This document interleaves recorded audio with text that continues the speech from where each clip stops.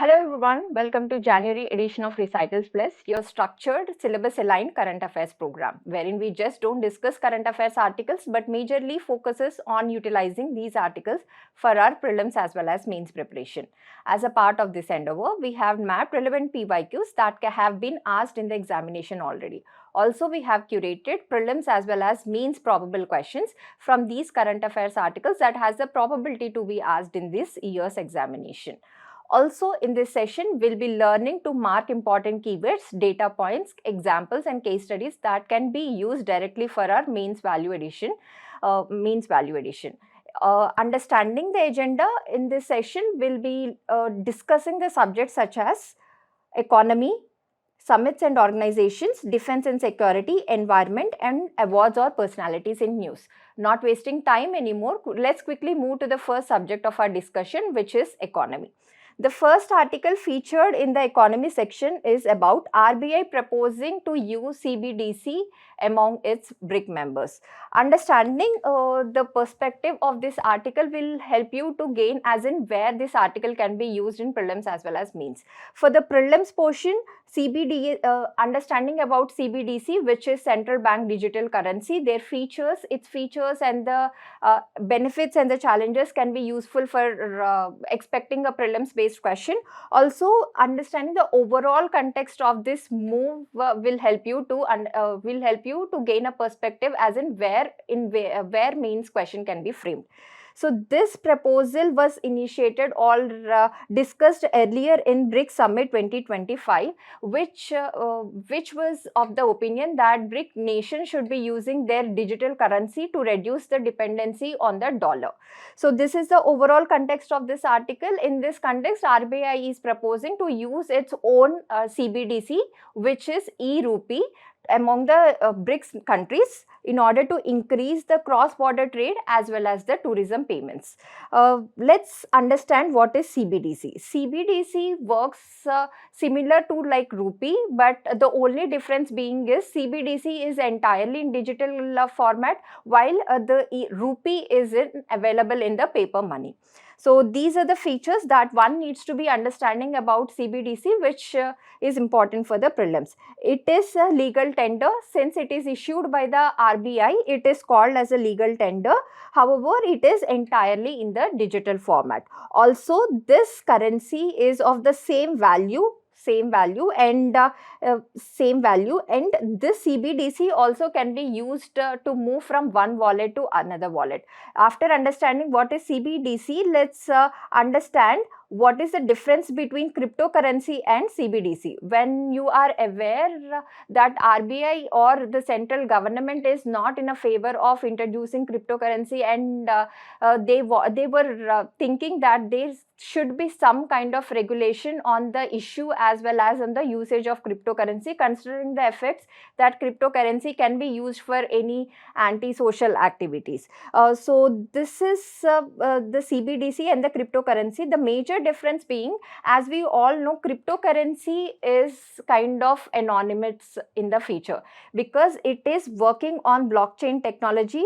Blockchain is a decentralized form of transaction wherein every transaction is recorded in the format of a block added to the blockchain. However, the details of the transaction were completely unknown to another consumers in the chain. So this is the major difference between the CBDC. However, CBDC is also working on the blockchain technology. However, the transaction and the in terms of the issuer and the payment receiver were completely recorded. Their details were recorded and heavily regulated by the RBI like normal physical currency. So this point is discussing about that difference mainly. Private cryptocurrencies like Bitcoin are decentralized by design with no central issuer and no regulator.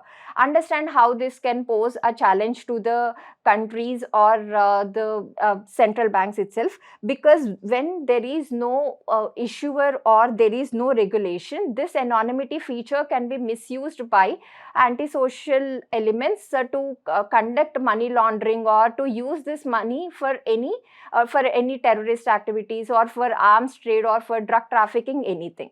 So this is the major disadvantage, or this is the major issue with the cryptocurrency, which is the for which the government is skeptical to use it in governance. However, the CBDC has a definite issuer. In this case, it would be the RBI.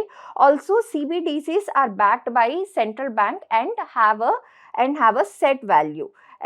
This implies that the cryptocurrency, as we have seen earlier also, the value of cryptocurrency is subjected to market and market conditions, which is supply demand conditions.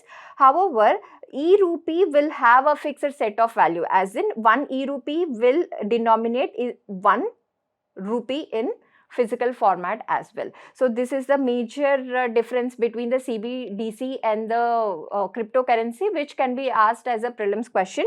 Also, this section would cover the benefits of CBDC and challenges. This can be asked as a mains based question from the economy section. So what are the major benefits of CBDC? Apart from the cryptocurrency, CBDC, which is e-rupee, will offer extreme transparency and immutability. What is extreme transparency and immutability? As we have already discussed, the issuer and the payment receiver details will be recorded in the blockchain, which will provide a control over the transactions for the RBI. Also, cross-border transactions between two major countries for trade payments or something can be handled easily with using CBDC. Also, they can be programmed to be usable only in certain transactions. This end-use restriction limits that CBDC won't be used for any antisocial activities. Also, they can be programmed to record the details of the payee and the payment receiver. Also, at a very strong level, or at a geopolitical level, this CBDC transactions will help us countries to reduce the dependence on the dollar. However, the interoperability, technology, governance challenge, or the regulatory issues can pose a challenge on the usage of CBDC among the countries. After understanding what are the benefits and the challenges, let's quickly move to the other section. Let's quickly see the questions that have been asked in the prelims. In 2022, they have asked about non-fungible tokens, and in the statements they have given the features of the non-fungible students, and the student has to identify the correct statements. On a similar level, we can also expect the features of CBDC or e-rupee being asked in the prelims examination. Also, in 2020, we have seen the features of blockchain technology. So whenever there is an update about how the money is being used or any improvisations on the usage of money, that we can expect to be asked in the prelims examination. So let's understand how a prelims direct question can be asked from this topic. As we have discussed, with reference to CBDCs, consider the following statements. Here they have given multiple statements about the features and the regulatory powers, and the student, after reading this article, will be in a comfortable position to identify the answer. Let's see how a mains question can be framed in the broader framework. If it is being asked, they can be asking under the international relations of GS2 paper, the growing push for interoperability of payment systems among BRIC nations reflects changing global economic power structure, discussed in the context of de-dollarization debates. So this whole article can be used as one point in your mains answer. However, the students are advised to keep track of the developments in the context of de-dollarization efforts. Moving to the next article, which is about first advanced estimate. As we all know that the president has the responsibility to lay down annual financial statement, which is also popularly known as budget in the parliament. And the process of preparing this budget estimates dates back to 3-4 months before, so that they can be presenting what can be the figures that we can expect and what would be the estimates that we should be proposing to discuss in the parliament. However, this has been asked in the PYQ also, do president directly proposes or introduce the budget? No. The finance minister on behalf of president lays down the annual financial statement discussing about its achievements in the last year and the budget proposals in the parliament to discuss in the parliamentary session. So as a part of this process, the government or the NSO, which is an important institution in the Ministry of Statistics and Program Implementation, has released first advanced estimates. So when you see this term first advanced estimates, we also need to understand till what period the data is being considered and how this data is going to be used in the budget process. So let's understand what is this first estimate, advanced estimates, and understanding when it was introduced. It was first introduced in 2016-2017, and this were called first official estimates saying how did the country perform in the last 6 months. So this will give how GDP is expected to grow in that financial year. Also advanced because they were published long before the completion of the financial year. And they were published after the end of third quarter. Third quarter, as we all know, a year is divided into 4 quarters. The first 6 months is first, second quarters, and the next 6 months is third, fourth quarter. After the end of third quarter, the first advanced estimates are released. However, one thing that we should be noting down is they won't include the formal Q3 data in the calculation of first advanced estimates. And third quarter would be covering months of October, November and December. So since the SEE will be published next month, the Union Finance Minister will decide the next year's budget allocations based on this first year's advancements.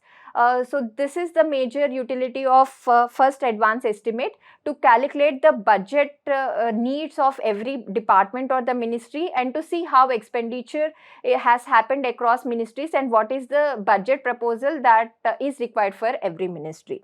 So this is how the calculation of budget will happen. This is a one-time read of portion of the article. You particularly don't have to remember everything in this section. However, you need to be aware about the terms given in this section.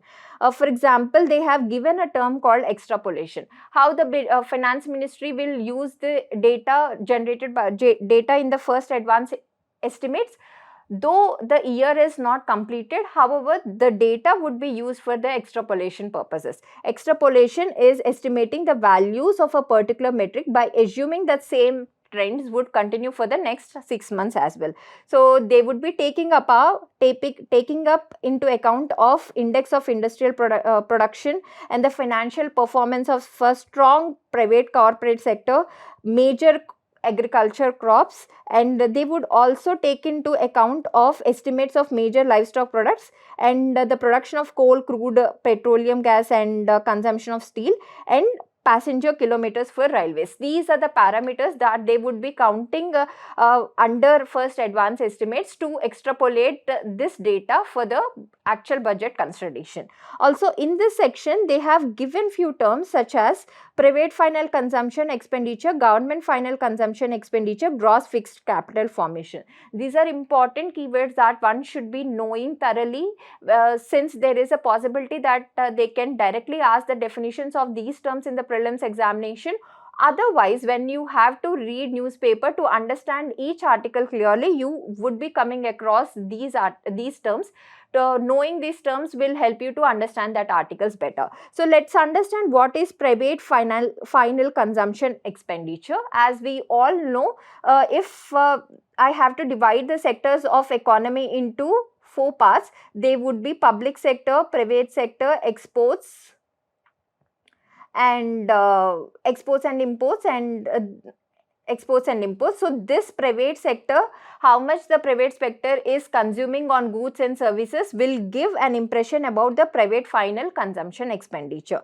So this covers the spending by the people in their individual capacity. The expenditure that an individual capacity like me and you are spending would be covered under the private final consumption expenditure. And this has been noted that real private final consumption expenditure expenditure has been growing at a 7% rate during financial year 25 and 26, which is a good number actually, and this almost accounts to 60% of the India GDP. These two data points that you need to remember, because they can be used as a mains value addition points also, or they can be asked in the prelims as well. And what is the government final consumption expenditure? Whatever the government is spending in terms of capital as well as revenue expenditure would be calculated under the section of government final consumption expenditure, and the trend is government final consumption expenditure is expected to grow at the rate of 5.2% during this financial year compared to 2.3% in the previous. So this is almost like doubling the government expenditure for this year. And what is gross fixed capital formation? Capital formation meaning anything that I can use for the production of next set of goods. So if for a rickshaw puller, the rickshaw would be the capital that he is investing on, and for an industry to operate, the machines would be the capital that they were investing on. This parameter, gross fixed capital formation, gives an idea as in whether the market is optimistic about the demand or not, because if you see a positive trend in the gross capital fixed formation, you can expect that the market is positive about the demand, so they are producing more. And how this component is functioning or working in this year? This is the second biggest component of the GDP, accounting for almost 30% of GDP, which is a good thing, which is a positive thing. So this indicates the spending towards boosting the productive capacity of the economy. This gives a picture about how productive the economy is, and it is expected to grow at a rate of 7.8% during this year compared to 7.1%. So after understanding these key factors and the percentages in which they are expecting to grow, so this shows that the economy is performing positively. In the same article, they have also given the highlights of first advanced estimates, which is an important thing for the mains as well as prelims. So it has been understood that India's nominal GDP would be growing at the growth rate of 8%. And what is nominal GDP? This section has given the difference between nominal GDP and the real GDP. So what is nominal GDP and real GDP? Nominal, anything meaning we are counting it plainly. So what is normal GDP? The final or the prices of all the goods and services produced in the economy that year. This is basically the valuation of the entire goods and the services that the country has produced in that financial year, and this would be called as a nominal GDP at produced at factor cost or market price. At market prices would be called as a nominal GDP.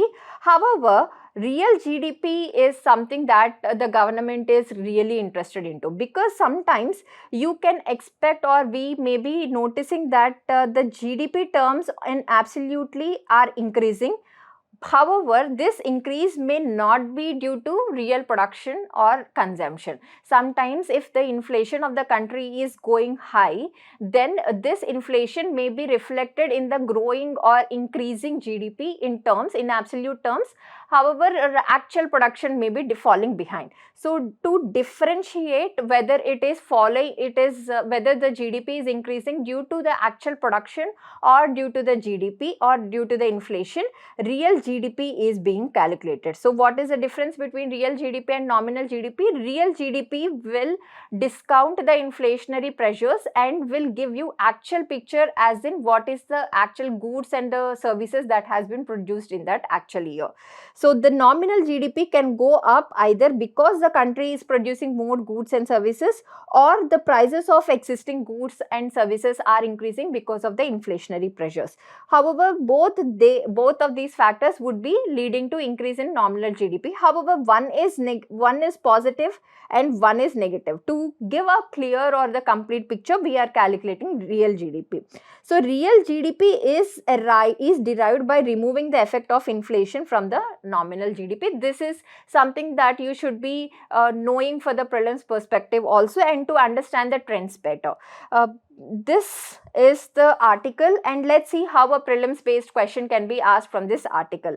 In 2015, they have asked about the relation between tax to GDP ratio and how the increase or the decrease in the tax to GDP ratio would be reflected. They have given two statements, and the student has to answer, identify the right statements. On a similar basis, 2013, they have asked you about what is the definition of national income. On a similar basis, they can go for asking the definition of gross fixed capital formation, government final consumption expenditure, or private final consumption expenditure as well. And in 2011, they have increased about, or they have asked you about the trends. This is the question that I have deliberately added to this section to give you an insight, as in whenever the budget or economic survey comes for this year, the trends were would be mentioned in that economic survey and the budget, and the student has to keenly notice the trends in important parameters such as GDP, FD, revenue expenditure, capital expenditure, since they can be directly asking the trends of these parameters as the prelim statement, not absolute numbers. So in 2011, they have asked you about the trends, and the student has to identify the right statement. Moving to the next article, which is about opinion trading. This is also an important update in how the financial markets are evolving in terms of anonymity. So what is the opinion trading? This article is primarily important for prelims perspective.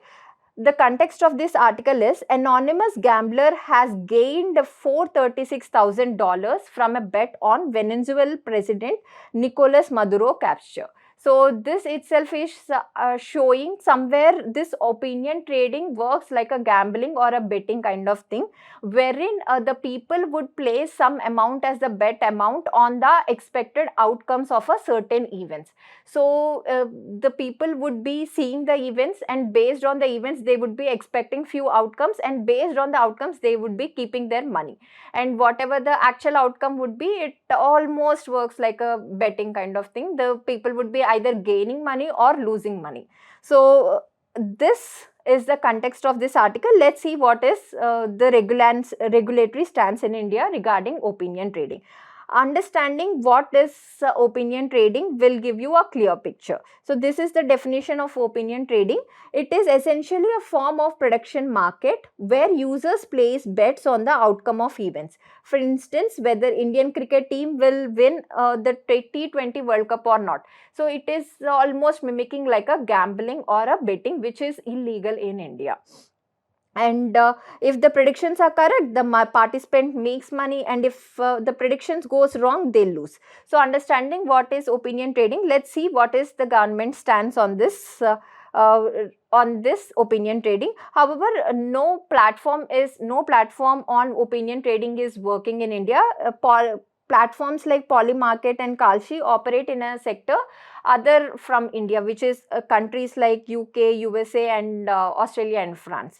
So SEBI has already cautioned investors not to fall prey for these opinion trading platforms, as they can lose money without any protection from the government. Also, in August 2025, the government has placed a blanket ban on all money and gaming services, which impacted the companies that offered the opinion trading services. So the government is very clear that since it is highly risk taking behavior, teenagers or any people with limited knowledge can fall prey into and lose money. So the CBI is of the opinion that opinion trading is strictly prohibited in the country. So how a question can be framed from this topic? They can give you the statements regarding opinion trading platforms. They can give you multiple statements and they can check whether these platforms were allowed in India or not, and based on this you need to mark the right statements from the given ones.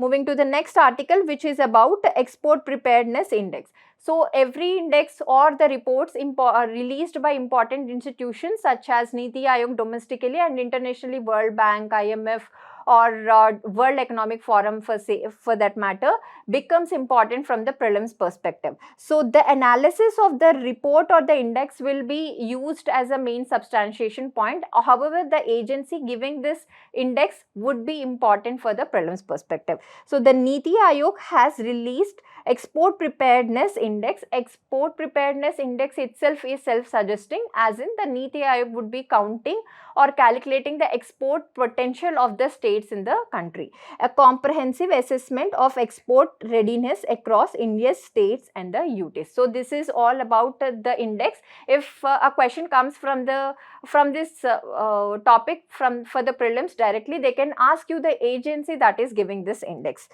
So the first edition of EPI was given in 2020, and this is going to be the fourth edition of EPI. So what is the major objective? They would identify key structural challenges to growth levers, policy opportunities for enhancing export competitiveness at the state and the district level as well. So these are the major things that they would keep in mind for preparing this EPI. And what is the framework? It is pillared, or it is structured around 4 major pillars, and the weightage of the 4 major pillars is given like this. So this major pillars also becomes important from the prelims perspective, because they can ask you to identify the pillars as well, and they can ask you to identify the pillars according to the increase in weightage or decrease in weightage as well. So what is the major pillars based on which EPI is released? First is export infrastructure, which is given 20% weight. Business ecosystem, which is given the highest weight of 40%. Policy and governance, which is again given 20% weightage. Export performance, which is given 20%. So the weight which is having the maximum weightage is, or the parameter which is having the maximum weightage is the business ecosystem, which is given 40%. So this is the pillars or the parameters based on which EPI is given, and the classification categories has been mentioned in this part of this article. So every state would be categorized into large states, small states, northeastern states, and union territories.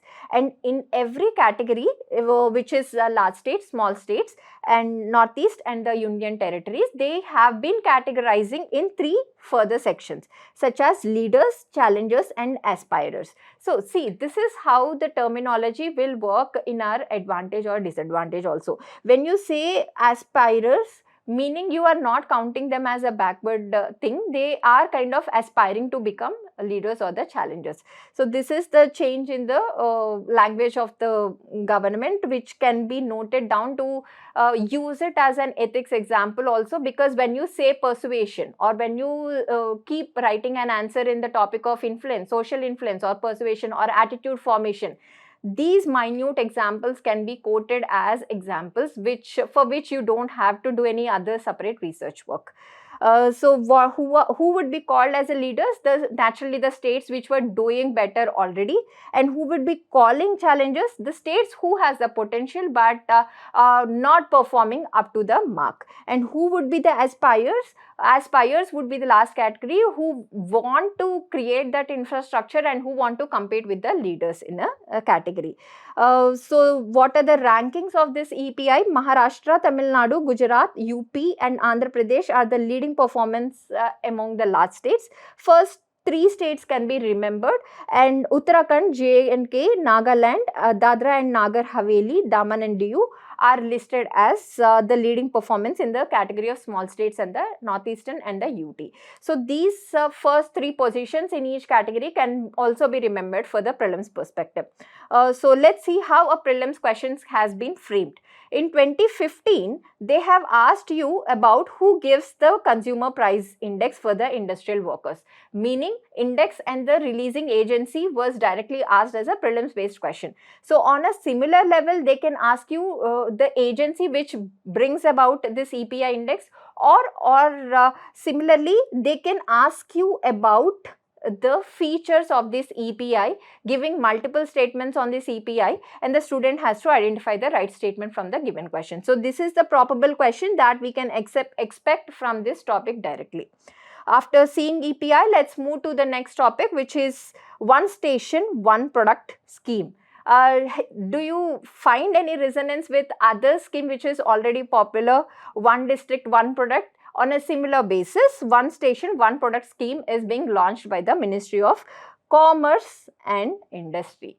See, this is the important thing that one should be keeping in mind. After listening or after hearing the scheme's name, it is very natural that we would be prompted to believe that it might be released or it might be initiated by the Ministry of Railways. However, this is the catch. Ministry of Commerce and Industry is the nodal ministry for this scheme.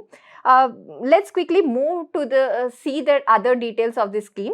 So this scheme, it has been found out that it has emerged as a powerful platform for promoting local craftsmanship and promoting grassroots entrepreneurship across the country. So this scheme is somehow helping to understand what are the local art forms which were being sidelined because they cannot fight with major market players, but this product or this scheme, one nation one product scheme, is bringing these artisans or the skills into the limelight. And it is also helping in promoting grassroots entrepreneurship, because most of the skills would be practiced by either women or any other vulnerable section. So they are kind of creating a chances for these vulnerable sections to come up, show their talent and convert their talent into successful ventures. Knowing this details of the scheme is important for the prelims perspective. However, you can quote this one nation one product scheme as a mains value addition point in terms of scheme examples whenever you have to discuss about the government efforts pushing entrepreneurship in the country. So this is launched first in 2022, and the objective of the scheme is each selected railway station would be associated with one local or regional product which is sold to passengers to dedicated stalls at the station. So this is implemented by Ministry of Commerce. Keep a word of notion on this fact, in collaboration with the Indian Railways. So the National Institute of Design, Ahmedabad, will be designing the stall infrastructure for uniformity, and it has been found, this is a positive example or the data point that you can be showing as a positive example. These outlets have become source of livelihood for more than 1.3 lakh artisans, weavers, small producers, by providing them with direct market access to millions of railway passengers every day. So this is how the scheme is progressing, and it is also helping to revive traditional crafts as well as regional specialities. So these are the details of the scheme that can be expected to be asked in the prelims examination. Let's see how a prelims question would look like. With reference to one nation, one product, consider the following statements. These are the statements based for the scheme, and you need to identify the right ones in the answer. So the second statement is precisely about this only, which ministry is carrying out this scheme. So this is the pitfall that UPSC also sets similar pitfalls for the scheme related questions. Important is we will be identifying the year of launch, the ministry who is overlooking it, major objectives and the progress to be learning for the prelims perspective. Moving to the next article, which is about tax RAM scheme. So whenever the schemes are coming for a certain section or for a certain ministry, you can take a note of the scheme name as a part of the government efforts in boosting that sector. For example, this scheme Tax RAM is an important scheme of Ministry of Textiles. So under the Ministry of Textiles and the government initiatives efforts, I would be marking this, I would be noting this scheme. So understanding what is this Tax RAM scheme all about. The Ministry of Textiles has signed 15 MOUs, Memorandum of Understanding, with states as a part of textile focused research, assessment, monitoring, planning and startup TextRAM scheme. So the TextRAM scheme complete form or a complete notion is textiles focused research, assessment, monitoring, planning and startup. So as after learning the long form of the scheme's name, we would be getting an impression that this scheme is majorly in the direction of the backward challenges, addressing the backward challenges in terms of providing research and development, or providing for resources for innovation or something. So this is a capacity building scheme for the textile industry as a whole. So what is the major or the exact objective of the scheme? It is designed to address critical gaps in research, data systems, innovation support and capacity development, and position the nation as a global leader in sustainability. So it is also handling, this scheme will also include handlooms, handicrafts, apparel, technical textiles by focusing efforts directly at the cluster and the district level. We need to understand what is technical textile, and the features or the examples of technical textiles can be important for the prelims perspective, and this scheme would be carried out for the period of 5 years, which is from financial year 2025-30 to financial year 2030. And this is an important point that we should be noting down, which is it is a central sector scheme fully funded by the Ministry of Textiles. So the state doesn't have to spend separately on the functioning of the or on the implementation of the scheme. It is solely the responsibility of the Ministry of Textiles. So the ministry is providing financial assistance to an annual grant of 12 lakh to each state or UT. And these are the components. This section gives the components and this section gives the expected outcomes of this scheme. The details of the scheme are important for the prelims perspective. Let's see how a question can be asked from this topic. In 2016, they have asked about Swayam, an initiative of the government aiming at. So either they can be given multiple statements about the features, launches, ministry, whether it is a central sector scheme or a central sponsored scheme in the question, or they can ask you about the objective of the scheme itself as a question. So in 2016, they have asked about Swayam. On the similar lines, they can ask you about the objective of TextRAM scheme as well. Or else, as I have told before, this with reference to TextRAM scheme, consider the following statements. So they have given multiple statements about the scheme and you need to identify the right answer. Moving to the next topic, which is about India's becoming largest producer of rice. This is a very, very important topic for agriculture and for agriculture portion in the GS3 paper.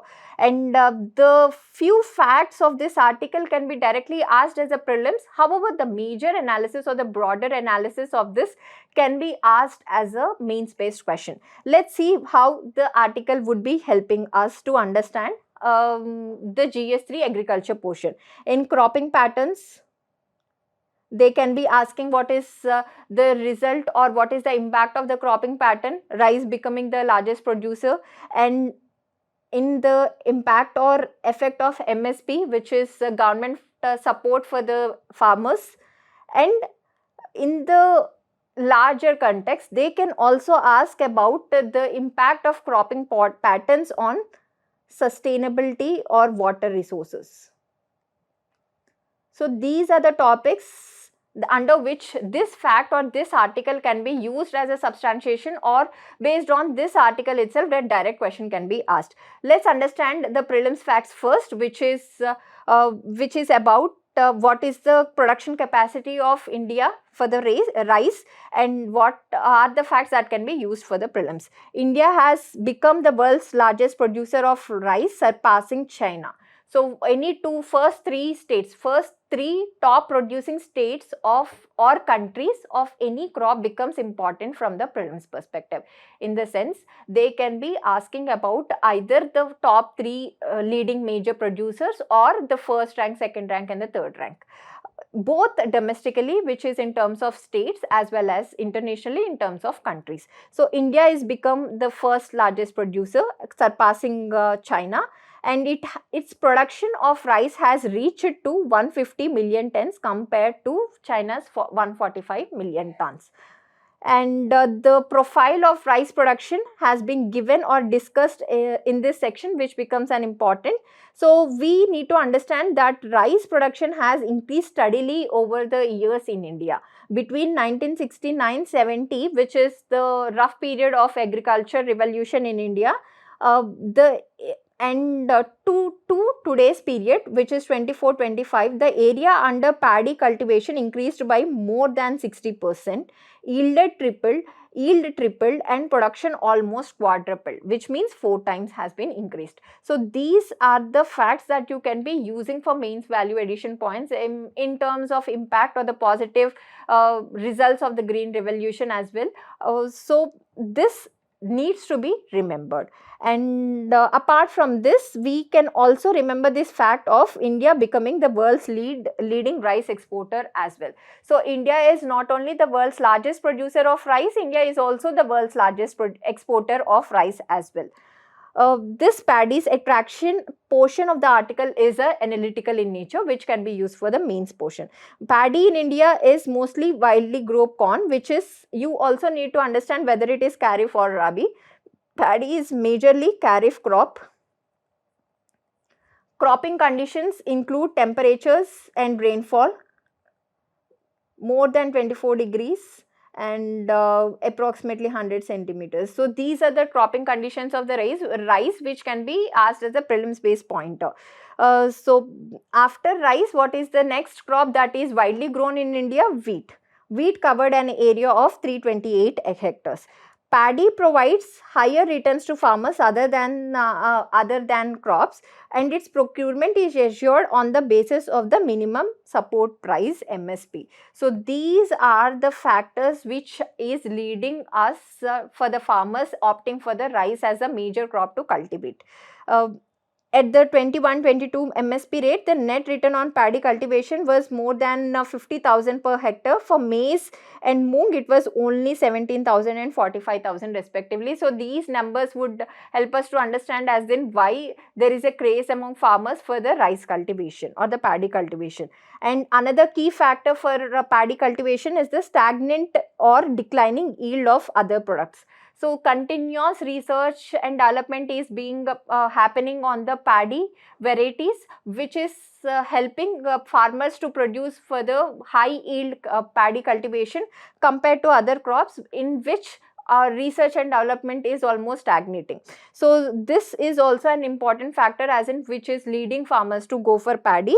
And the yield risk of rice and wheat is lower as they were grown largely under irrigated conditions and receive priority for public breeding and research support. So these are the points that you can be directly writing in the mains question as well. And what is the major issues with the paddy? It is highly water intensive.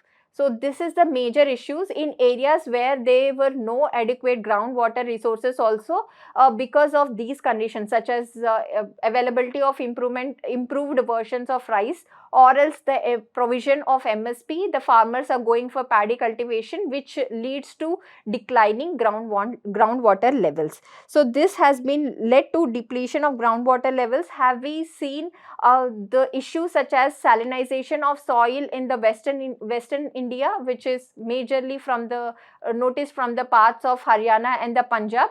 So this would be the major issue if rice is grown in areas where there is less water availability. Also, the rice yield is diverges widely among the states, meaning every state is not yielding a particular level of rice yield from the crop. For example, in 24 and 25, 4,428 kg in Punjab was the yield per hectare. However, in Andhra Pradesh, it is close to 3,978, and in Bihar, it is close to 2,500, and in UP, 2,824. So this fact is showing that the yield per hectare is not even among all the states as well. So, however, the national average was 2,929 kg per hectare. So these points or the facts can be remembered for both prelims and the mains position. This section of the article is discussing about rising government stocks. So this section gives you an idea about the associated topics, which is called buffer stocks.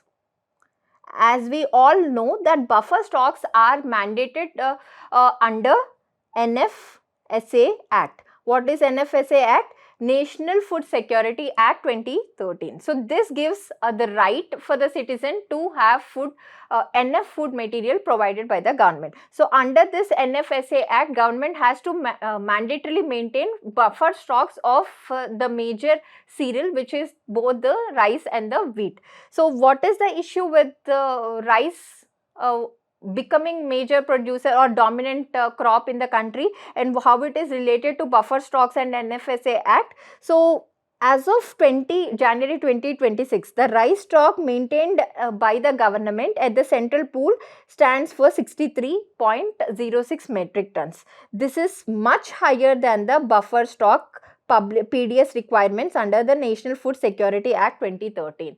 So as we have seen earlier, one of the major attraction for the farmers going for paddy is the produce would be mandatorily bought by the government at the MSP rates, which is usually higher than the market conditions. So whatever the crop, how much ever the crop is being supplied by the farmers to the government has to buy that crop at the mandated MSP prices, which is leading to buffer stock, which is adding and pressure on the coffers of the government. Also, in previous editions of economic survey, this has been discussed extensively, as in this buffer stocks is kind of neglecting or leading to the neglected capital expenditure on the agriculture as a sector by the government, since most of the money is being spent on the MSP and the buffer stock itself. So this major issue has been capitulated in this article as well, and the student has to have a rough idea about it. So this is the stock that the government is mandated to keep, which is 7.61, and the exact stock that the government is having today is 63, which is almost roughly 9 times the mandated limit.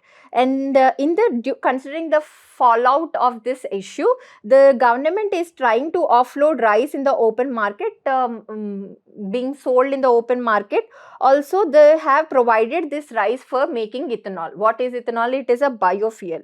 And food for thought is what are the generations of various biofuels, and what is the present generation of biofuel that government is actively pushing for. You need to know about this. So moving away from paddy is important for cultural resilient agriculture practices or sustainable agriculture practices, also keeping in the money or the load that the government is putting in. So what are the major measures taken up by the government to move away from the paddy? First thing is, they are incentivizing, or they are thinking to incentivize farmers to stop paddy cultivation and start sowing alternative crops. And the incentives would be in terms of extension of MSP on other crops, or on other crops. Also, they are promoting the production of oilseeds, pulses and millets by introducing MSP on them to drive away the farmers from cultivation of paddy to other crops. So this is the important article in terms of both prelims and mains. Let's see how our questions can be asked.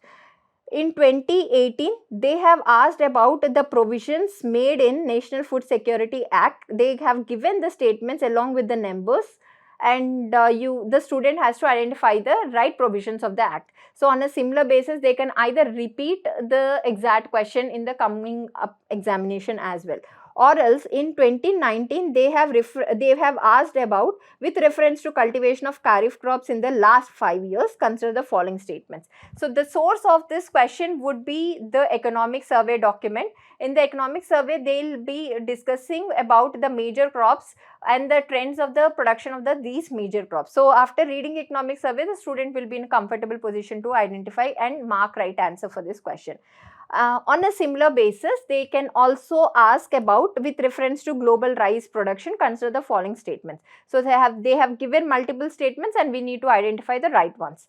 And if a question comes in the mains, they have asked in 2023 UPSC CSE GS3 paper, they have asked you, in the changes in the cropping patterns in India, in the context of changes in consumption patterns and marketing conditions, what are the changes that the cropping patterns are determining the consumption as well as the marketing conditions. So this is the 2023 PYQ, and to discuss this question you need to discuss about the paddy cultivation in terms of consumption, in terms of marketing availability as well. And in 2020 they have directly asked about rice wheat system. What are the major factors responsible for making rice wheat system a success? In spite of this success, how has this system become bane in India? So what is precisely this question? This question is about this article only. Issues with paddy cultivation, bane in India, and the factors reason for paddy cultivation becomes how this system has, in spite of this success, or what are the factors responsible for making rice wheat cultivation system. So after seeing the PYQs, let's see how questions can be framed on this topic. If a question comes directly on MSP and agriculture policy, the question would look like, discuss how MSP backed procurement policies influence cropping patterns in India. Do they promote agriculture diversification? Substantiate your answer. So to substantiate your answer, the data points can be helpful. If the question is on food security or the climate change, the question can be, India food security achievements are often built on rice and wheat monoculture. Evaluate the sustainability of this model in the context of climate change and groundwater depletion. So these are the questions that you can practice from this article, picking up points from this article to address this. Moving to the next article, which is about open sea marine fish farming project. This is an interesting article. So what is this open sea marine fish farming project? So fishing or fish farming is basically inland and the territorial waters. Till now we have seen inland marine farming, or else the marine farming, even if it is happening in the territorial waters.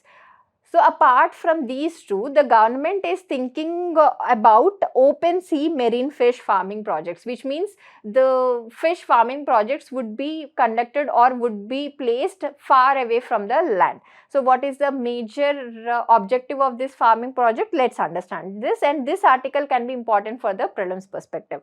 India's first ever open sea marine fish farming project was recently launched from the Andaman Sea. This location is important, and North Bay, Sri Vijayapuram, marking a major step in offshore aquaculture. So offshore aquaculture meaning the location being distant to the territorial waters. So this project is being implemented by the Ministry of Earth Sciences in collaboration with National Institute of Ocean Technology and UT Administration of Andaman and Nicobar Islands. So the major objective is to give push to the blue economy. So what is blue economy? The money that can be generated from the activities in the sea or conducted on the sea is called as blue economy.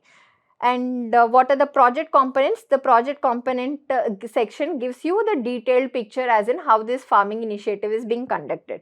It focuses on open sea cultivation of marine products, which are of two types. One is marine finfish and seaweed. Considering the market potential or the export potential of the seaweed, it has been decided that marine finfish and marine seaweed would be cultivated as a part of this open sea marine farming, fish farming project, which is different from the coastal as well as inland aquaculture. Open sea cages. So this picture gives you the estimate about open sea marine. So these are the cages, open sea cages, under which this would be the under portion, under which the seaweed or sea finfish, marine finfish would be cultivated by the farmers.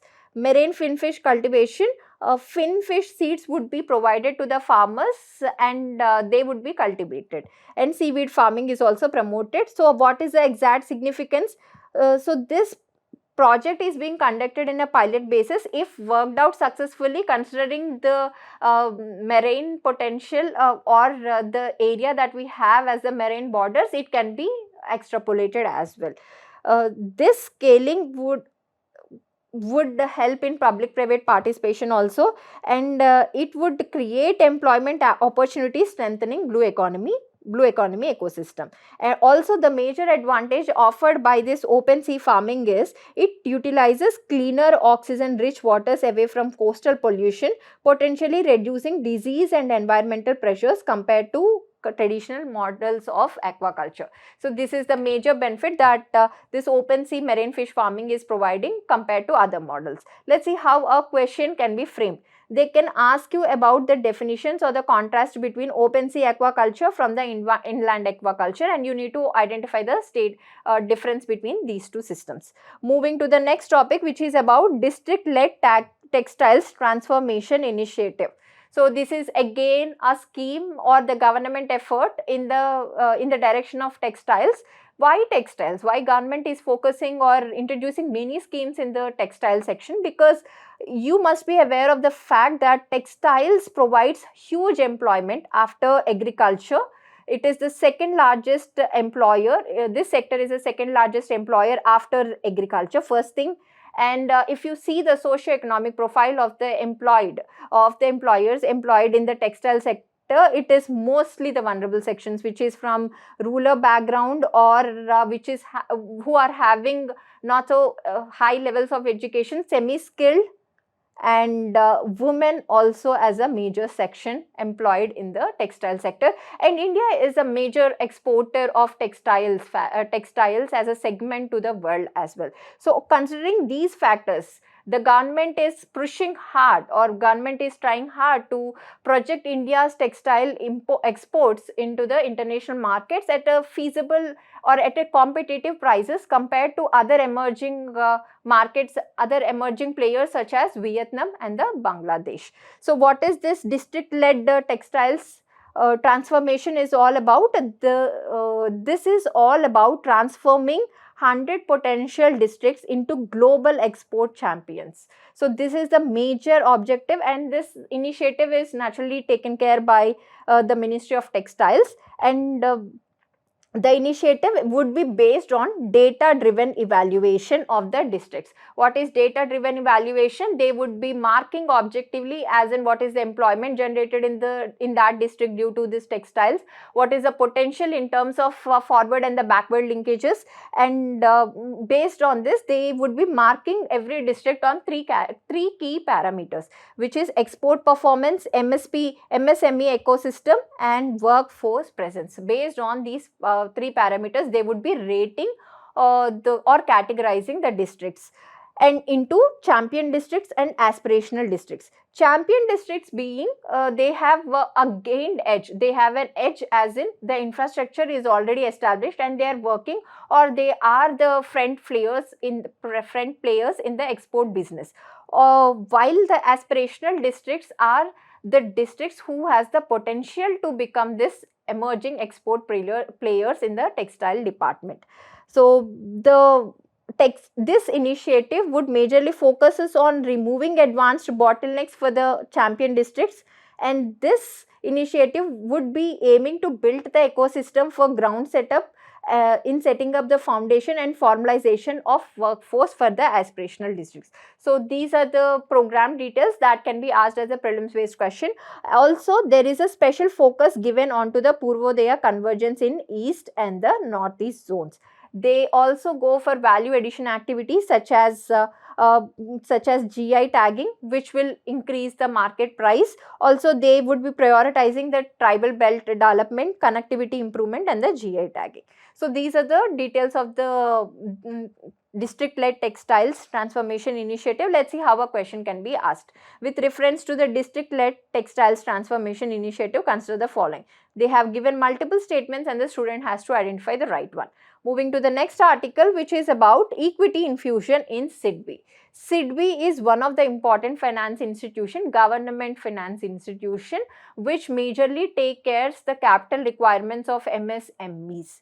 So what is the context of this article? The Union Cabinet has approved equity infusion of 5,000 crore into Small Industries Development Bank of India SIDBI to expand the credit available to MSME as a sector. Why there is lot of emphasis on MSME?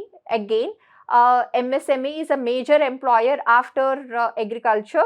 Also, MSME were, as we seen in the textiles section, the socio-economic profile of the employees employed in MSME is similar. Semi-skilled, rural background, women, and a lot of potential for exports. However, underutilization of their potential due to certain bottlenecks faced in the MSME sector. So, to address these bottlenecks, the government wants to invest or provide enough capital for MSMEs to upgrade them into big industries. So, apart from this, they also held that the additional capital infusion will help SIDBI to maintain a stronger capital to risk weighted assets ratio, CRAR. So, CRAR is one of the important metric to see or to assess, used to assess whether the bank is functioning healthy or not. So, it is the risk weighted assets expected to the capital. The based on the whenever a bank extends loan, it is counted as an asset. Whenever the bank is receiving a deposit, it is accounted as a liability. So the loan profile of the banks in accordance with the risk structure gives a major idea as in how much of its assets or how much of its balance sheet is in the risk category or the liability side. So this capital to risk weighted assets ratio will give you that picture. So this is the overall, and this definitions of risk capital to risk weighted assets ratio. How safer the bank is denoted by CRAR. High CRAR denotes higher safety, while low CRAR denotes the lower safety. And SIDBI, the information about SIDBI is important from the prelims perspective.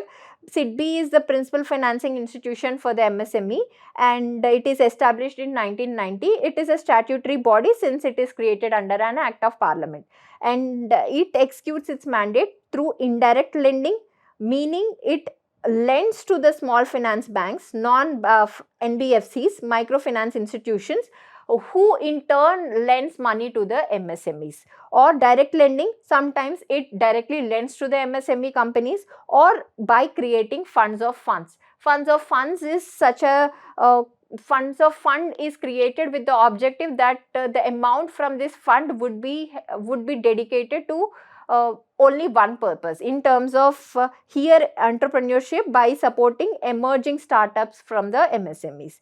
And it also plays an important role of facilitator like nodal agency for the MSME oriented schemes. So this information can be asked as a prelims based question. Let's see how a question would look like. With reference to SIDBI, consider the following statements. So these are the few statements about the institution, and you need to identify the right ones. And the second question would look like, what are the consider the following statements regarding capital to risk weighted assets ratio. So these are the statements about CRAR, and the student has to identify the right ones. Moving to the next topic, which is about Greenfield Corridor in Maharashtra. Greenfield meaning the new project, new investment project. So what we should be focusing in this article, this article is a one-time read. In this article, you would be knowing about build, operate, transfer model of which is an important public-private partnership PPP model in roadways. If we see in GS3, there is a topic called investment models. Investment models are basically the types of PPP models for every sector and how they are performing. So this BOT model becomes an important for the roadway section in this topic. Let's see what is this article all about. Also, they have mentioned about PM Gati Shakti National Master Plan. So you also need to know about PM Gati Shakti, which is an important initiative for the infrastructure development, and the details about these two models can be important for the prelims perspective. So the Cabinet Committee on Economic Affairs has approved the construction of Greenfield Corridor connecting Nashik, Sholapur and Akkalkot in Maharashtra at a cost of 19,142 crore. So this project is going to be developed on a build, operate, transfer model, as the name itself is suggesting the private party would be responsible for the building, for the plan, for the building, and it would be allowed to operate for a few years or for a certain period of years in the agreement, and then it has to naturally transfer this asset to the government. So what is the major advantage that private sector would be having in this model? They would be allowed to operate for a fixed years of concession, and then they would be transferred. So whatever the cost that has been incurred by the private sector for this construction would be raised through the tolling in the roadways. Also, it is a significant step to facilitate integrated transport infrastructure development under PM Gati Shakti. Apart from this, nothing much that we should be looking into this article. Instead, we should be focusing on to these two sections which are important from the prelims perspective. Moving to the next article, which is about India's labor force participation rate hits record high. This again, this is an important topic for both prelims and mains. And in GS3, we have a direct topic called employment. The trends can be used for the mains value addition points, and sometimes they can be asked directly as a prelims based question. The definitions of various terms used in this article can be directly asked as a prelims based pointer. So let's understand what is this article about and how questions can be framed from this article. India's labor force participation rate rose to a new high of 56.1% in December, according to Statistics Ministry latest periodic labor force survey. So according to PLFS, it has been noted that in December, the labor force participation rate, which is LFPR, has been hit the highest till now, which is about 56.1%. What is this labor force participation rate? The labor force participation rate includes everyone who is in working age meaning 50 to 59 years. This age population will be called as working age population. And what is the labor force? Anyone who wants to work or who is working. It is both who wants to work and who is working already. It includes both components. So this gives you about LFPR, and it has been increased to 56.1%. So LFPR is a fraction of working age population that is either employed or actively seeking work. This data, this 56.1% is based on the current weekly status. What is current weekly status approach? In this approach, you will see a week period, time frame of week, to designate someone as either employed or unemployed. And overall, what are the trends in the LFPR? Overall, LFPR has continued its upward trend since June 2025. So this is a positive thing that we should be noting down. And the interesting part is female LFPR also increased, also has recorded a sustained increase from June 2025 and stood at 35.3% in December. So this is also an important dimension under the employment section. Female labor force participation rate is one such component that government is actively working upon to increase, considering the multiplier effect of increasing in the female LFPR on the economy. Also, it has been shown that in December PLF data, increase in people in the rural area seeking work with the rural LFPR rising too. So the major, apart from the female labor force participation, it has also been noticed that the demand from the rural side is majorly increasing. Also in urban areas, the contrary trend has been noted, which is the LFPR is either declining or was unchanged across the all segments.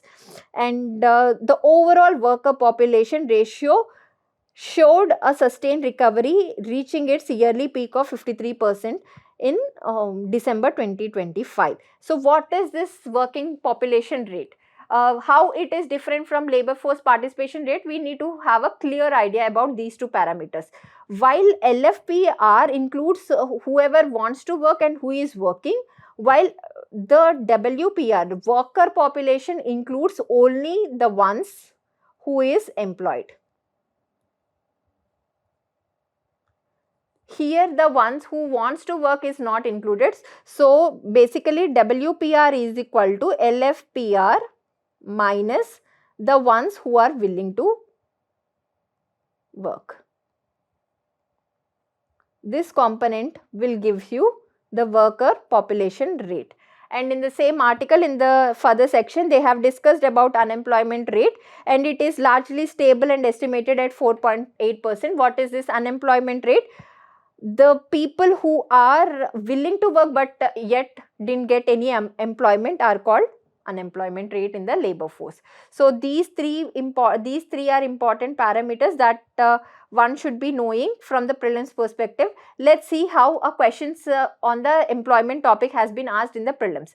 In 2021, they have asked about with reference to casual workers employed in the India, consider the following statements. So meaning they have given the features of the casual workers, and if we know how they are different from the formal workers, you can comfortably answer this question. And in 2013, they have discussed about the meaning of disguised unemployment. Just it is very easy question because you need to identify the definition of disguised unemployment. And in on a similar basis, they can also ask you about the statements regarding worker population rate and labor force participation rate, sometimes the definitions and sometimes the trends in these two parameters as well. And let's see how a mains question has been asked. In 2023, they have asked you about most of the unemployment in India is structural. Examine the methodology adopted to compute unemployment in the country and suggest improvements. So this is the question they have asked you. To suggest improvements, you can discuss about the government schemes that are kind of employment generating activities. How a question can be directly asked and how the data from this article can be used.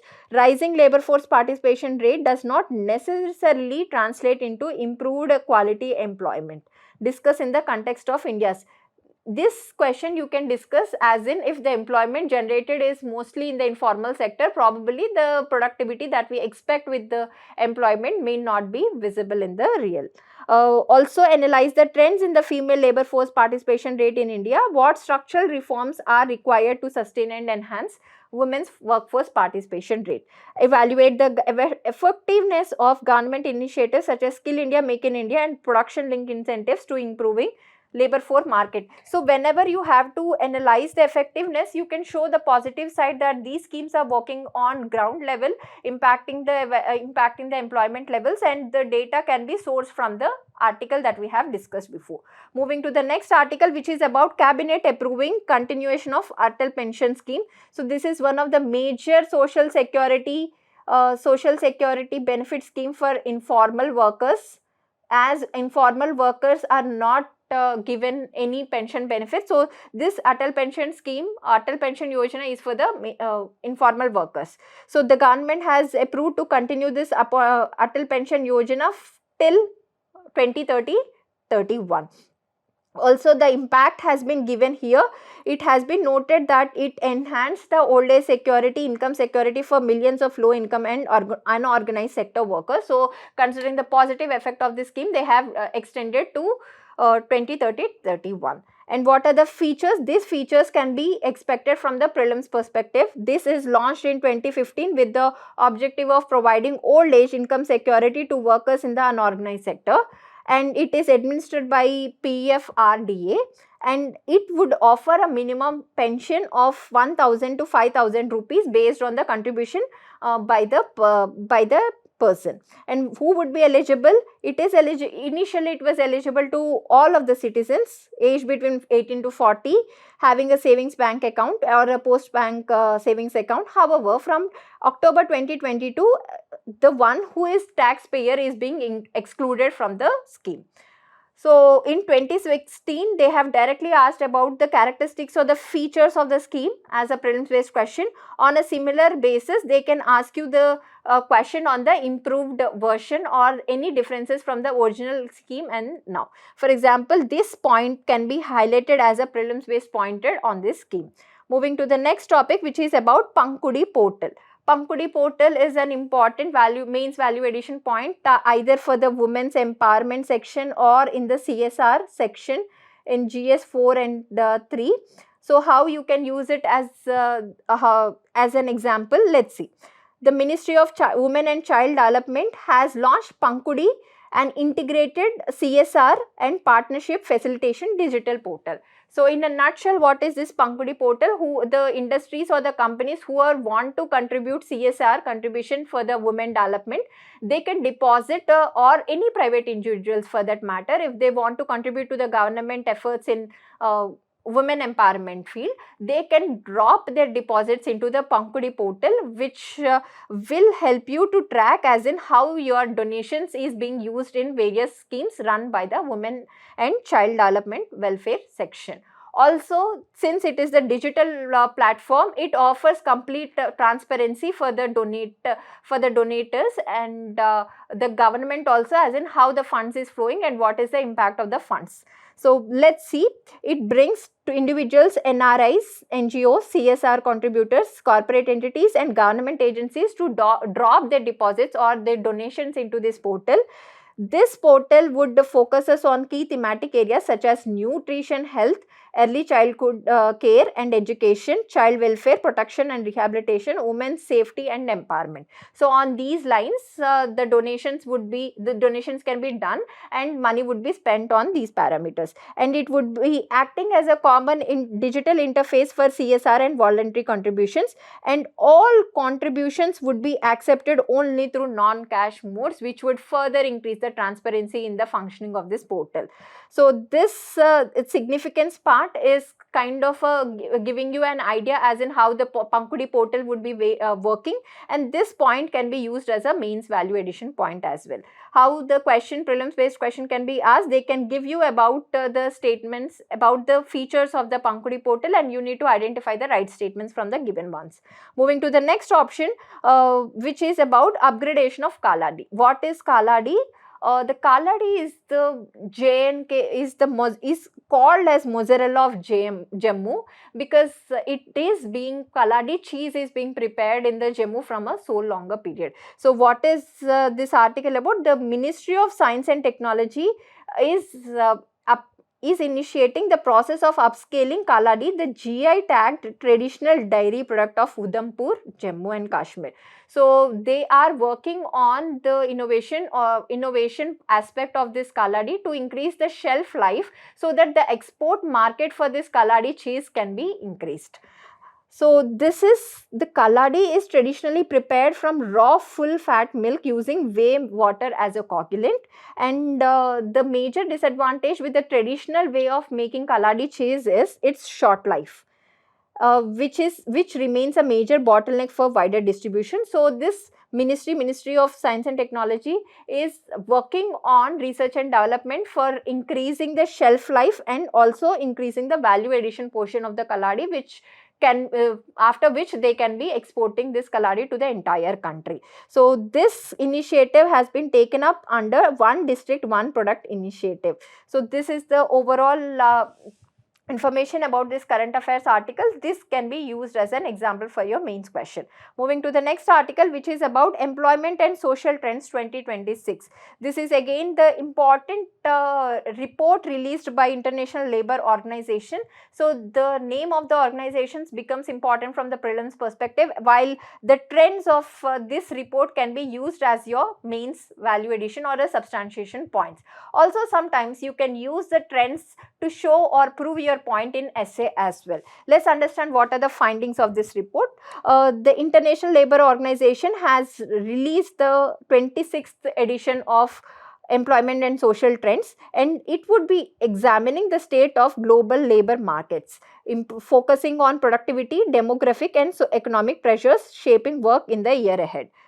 The major finding is global unemployment is projected to remain unchanged at 4.9%, which is a good thing. However, they have given a concept called global jobs gap. This is an important keyword that you widely use across GS as well as essay papers. Let's understand what is this global jobs gap. It is basically the gap capturing the people who want paid work but unable to get it. So this is reaching about 408 million in the 2026. I want a job, I'm actively looking for a job. If I'm not able to get it, then I would be calculated in the global jobs gap category. So this is kind of showing the mismatch between demand and supply in the employment sector. After seeing about global jobs gap, the other highlights of the report tends to, it has been noted that improvements in the job quality have also slowed down sharply.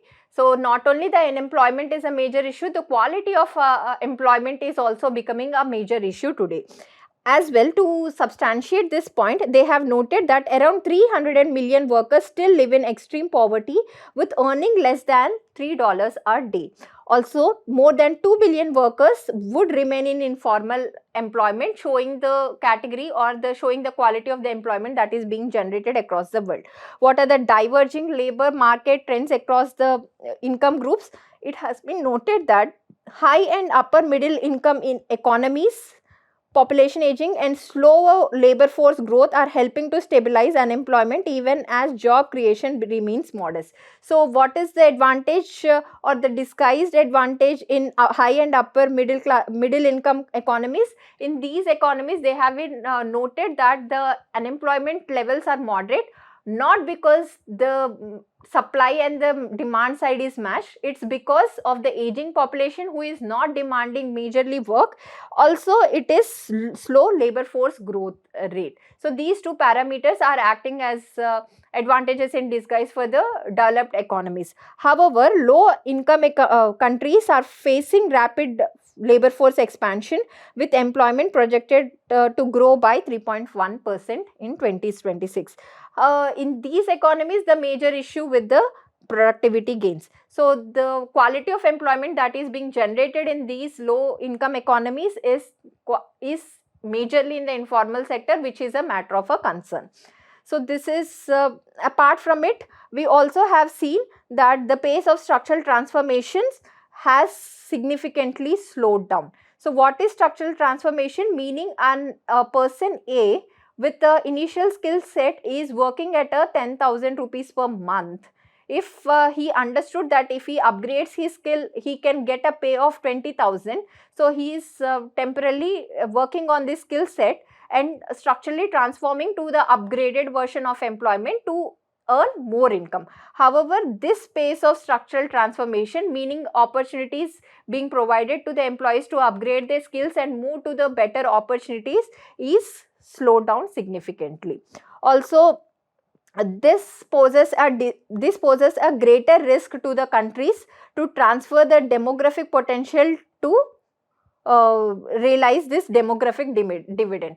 Sometimes this may result into demographic curse as well if the employment or the quality of employment is not meeting the expected demand of the youth. So this is the overall article. Let's see how the questions can be framed from the prelims and the mains perspective. In 2019, they have given the report and asked about the agency which publishes it. On the similar grounds, they can ask you about the agency and the report name. And this time they can ask you about the term global jobs gaps, and you need to identify the right definition from the given options. Also, how the questions can be asked in the mains. In 2016, they have asked you how globalization has led to the reduction of employment in the formal sector of the Indian economy. Is increased informalization detrimental to the development of the country? And to substantiate that increased informalization is happening, you can take cue from this test report findings as well. Let's see how a question can be asked. Economic growth without decent job creation is not inclusive. Analyze with reference to India's labor trend market trends. So to identify that whatever the employment we are generating, it is mostly in the informal sector, you can take help of these findings and substantiate. Moving to the next topic, which is about Agarwood Value Chain Development Scheme. The Ministry of Development of Northeastern Region has launched Agarwood Value Chain Development Scheme. It is basically the aim is to strengthen the entire agarwood value chain from trees in farmers' fields to perfume bottles. So agarwood is basically a major ingredient that is used in the perfume So this is the thing, and it is grown mostly in the northeastern regions. So this is the cropping conditions of agarwood, which can be asked as a direct prelims based question. It is also called as gaheru, which is a fragrant and resinous wood, and it is mostly valuable natural products used globally for various applications such as luxury perfume and wellness, and it is also used in traditional medical applications as well. It is majorly found in tropical areas with high rainfall in South Asia and Southeast Asia. So this is the point which we need to remember. In India, northeastern region accounts for more than 96% of the southern country's agarwood trees, with Assam and Tripura being the leading producers. But the major issue with them is it is mostly informal, characterized by traditional practices and limited formal exports. To address these two issues, which is informal nature of the sector and low export potential due to the informal nature, the government or the Ministry of Development of Northeastern region is basically implementing this agarwood value development chain. So these center, they would be producing, or under this scheme they would be establishing two central processing centers, which would comprehensively handle about processing, branding and marketing, eliminating middlemen to ensure that farmers receive the maximum value from the produce. So this is the overall context of this article, which can be asked from the prelims perspective. Moving to the next article, which is about Gig Workers Welfare Board. Gig employment is in the news, and this is very important, as in what is the challenges faced by the gig workers can be asked as a mains question, and what are the government efforts to improve the conditions, working conditions of gig workers can also be asked as a major question in the mains. So under this section, this welfare board example can be quoted as the best example or a good case study by the students in the mains answers. So the Karnataka government has formed 16-member gig workers welfare board under the Karnataka Platform Based Workers Social Security and Welfare Development Act 2025. So this is the positive example that we are looking into. It will protect the rights and provide social security to states 4 lakh gig and platform workers. On this portal, both the aggregate platformers and gig workers need to register with the board, and they would create a corpus called welfare fund, and welfare fund would majorly be funded by the aggregator platforms, welfare fees collected from the aggregators, contribution made by gig workers, and the grants provided by the central and the state governments. So this welfare fund will be used for the protection or extending welfare benefits to the gig workers. All aggregate platforms will have to pay a welfare fee in the range of 1 to 1.5% of the transaction. This welfare fee can be increased to a maximum of 5% if the funds are found to be inadequate. So this is the good example or the good effort that the Karnataka government has taken, and this can be shown as inspiration to other states which would take similar measures for the protection of gig workers. Moving to the next article, which is about Center for Fourth Industrial Revolution in Andhra Pradesh. This is also a one-time read article. Basically, this article is telling that World Economic Forum has decided to establish 5 new centers for Fourth Industrial Revolution, one established in Andhra Pradesh, and the others would be in France, UK and UAE, and these centers would be working on frontier technologies such as AI, energy transition and cyber resilience. So this is basically about fourth industrial revolution.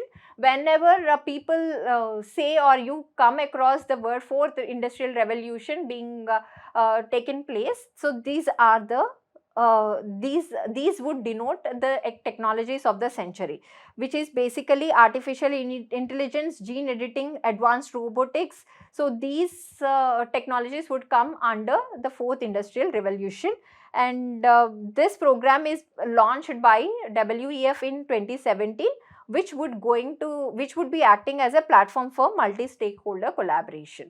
So one time read, just understand what is this center of fourth industrial revolution would be working upon and what technologies would be naturally called as fourth industrial revolution technologies. Moving to the next article, which is about Sampan Umang integration. Both Sampan and Umang are various portals run by the government for various objectives, and now they are integrated for the welfare of the pensioners. So let's understand understand this article in detail, this can be quoted as a main substantiation point under the government efforts, or a prelims question can be asked about Sampan portal or Umang portal separately. So the Sampan, a system for accounting and management of pension system, has been integrated with Umang, unified mobile application for new age governance. So this integration will help pensioners to retrieve their pension payment order, life insurance certificate via Umang web portal or application. So basically the objective of this integration is to reduce the hardships faced by the pensioners in visiting multiple offices to retrieve multiple documents to get their pension payments. So this integration will act as a one-point solution for the pensioners to retrieve all the certificates needed and apply for the pension amounts. So this is the crux of the article, and in this article they have given details about the Sampan and the Umang portal. These points can be asked as a prelims based points. Let's see what is Sampan portal. It is developed, owned and operated by Office of Controller General of Communication Accounts. It is basically a digital platform for pension administration. It would mark as systemic shift from the systemic centric administration to pensioner centric governance. So this is an important keyword that has multiple usage across topics in social justice governance in GS2 paper basically. So these keywords, whenever you come across current affairs articles, make a list of these keywords that you can revise multiple times and use it in your mains answers for gaining that value addition points. So system centric administration to pensioner centric governance. This pensioner can be any beneficiary.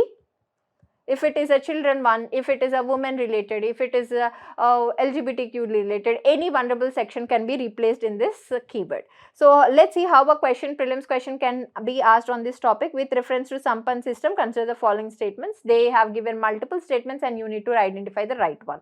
Moving to the next topic, which is about the Committee on Strategic Asset Allocation and Risk Governance.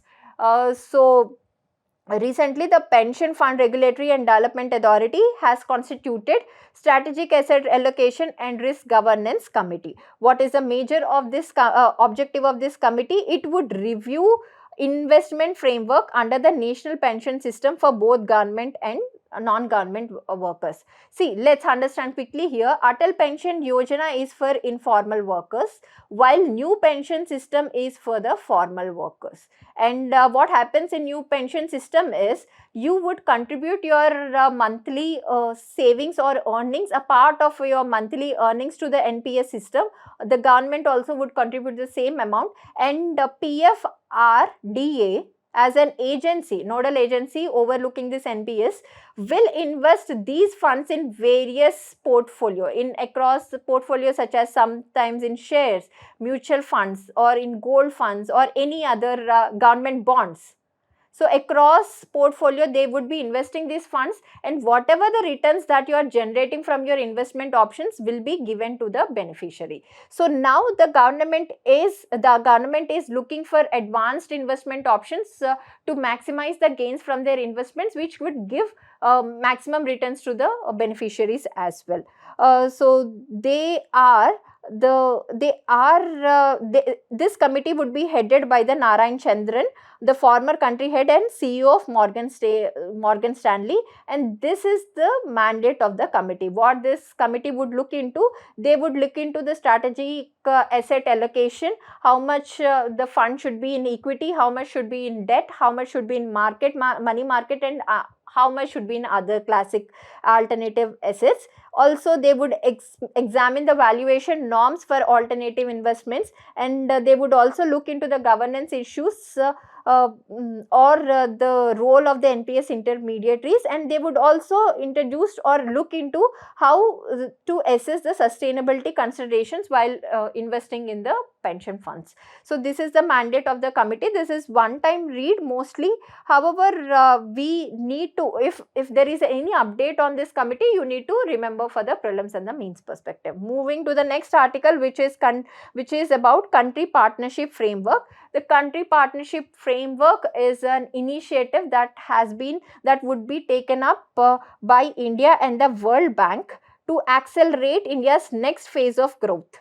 So the major focus of this country partnership framework would be on the generation of private sector led job creation.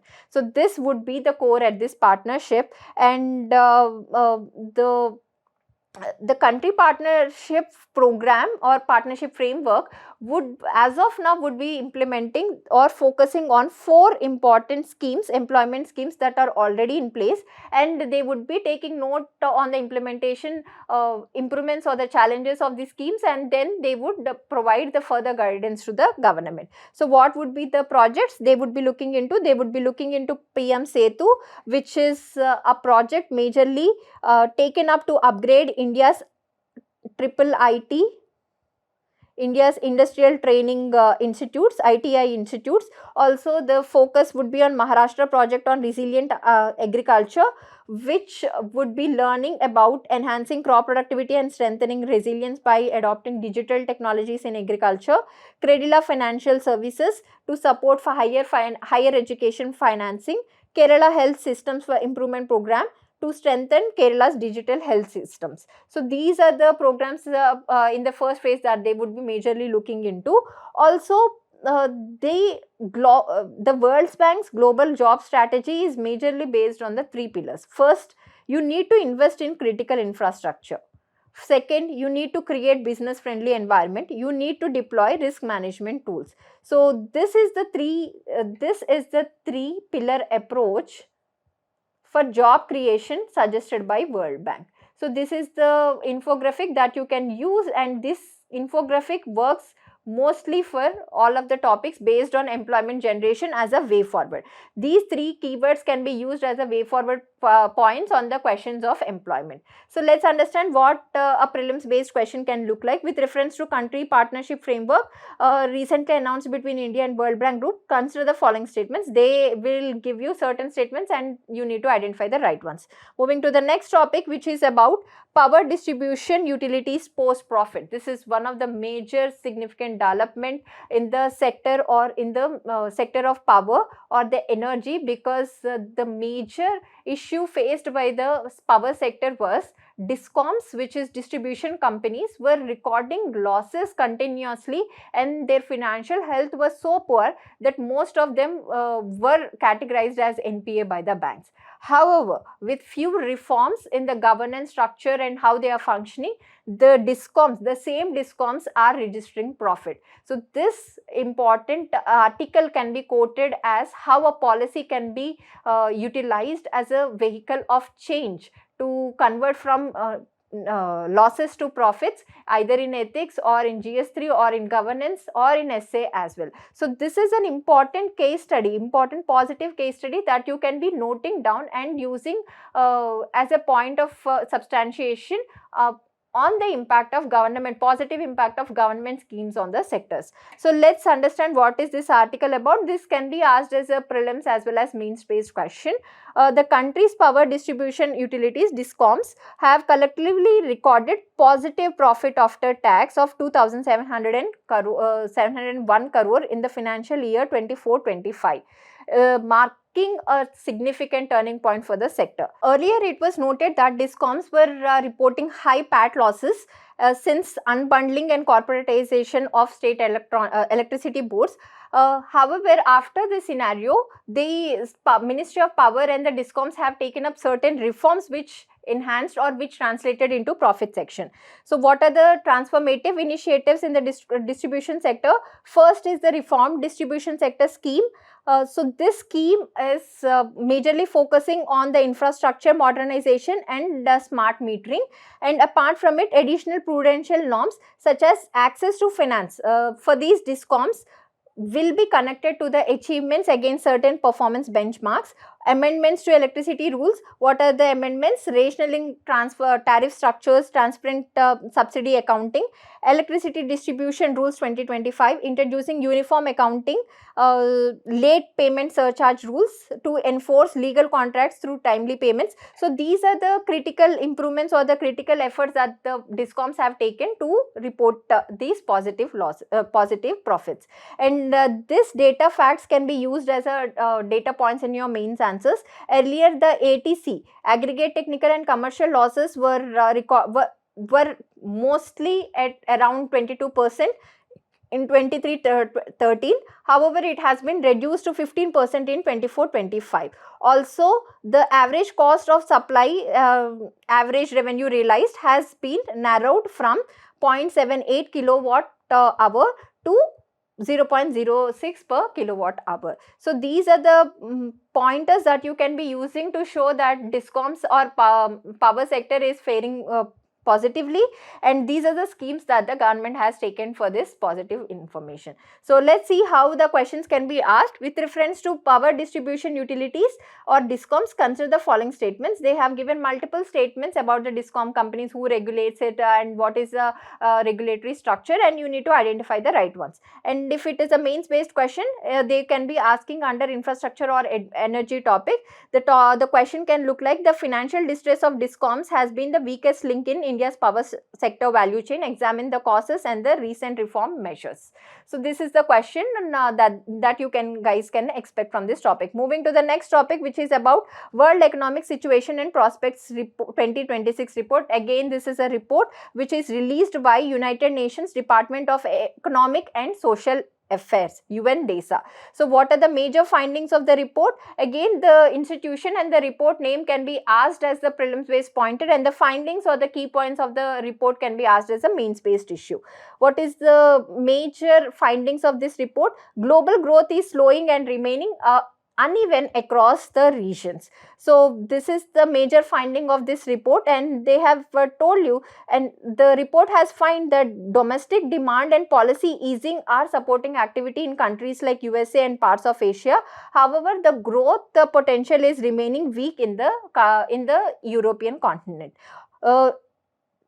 As part of the India's observation, it has been noted that India's growth is projected to be moderate from an advanced estimate of 7.4% to 6.6% in 2026. So they have registered or decreased the growth estimate from 2025 to 2026. However, they have noted that resilient household consumption, strong public investment, impact of tax reforms, and lower interest rates will support the economic activity in India. And what about trade and investment? Global trade performed better than expected in 2025.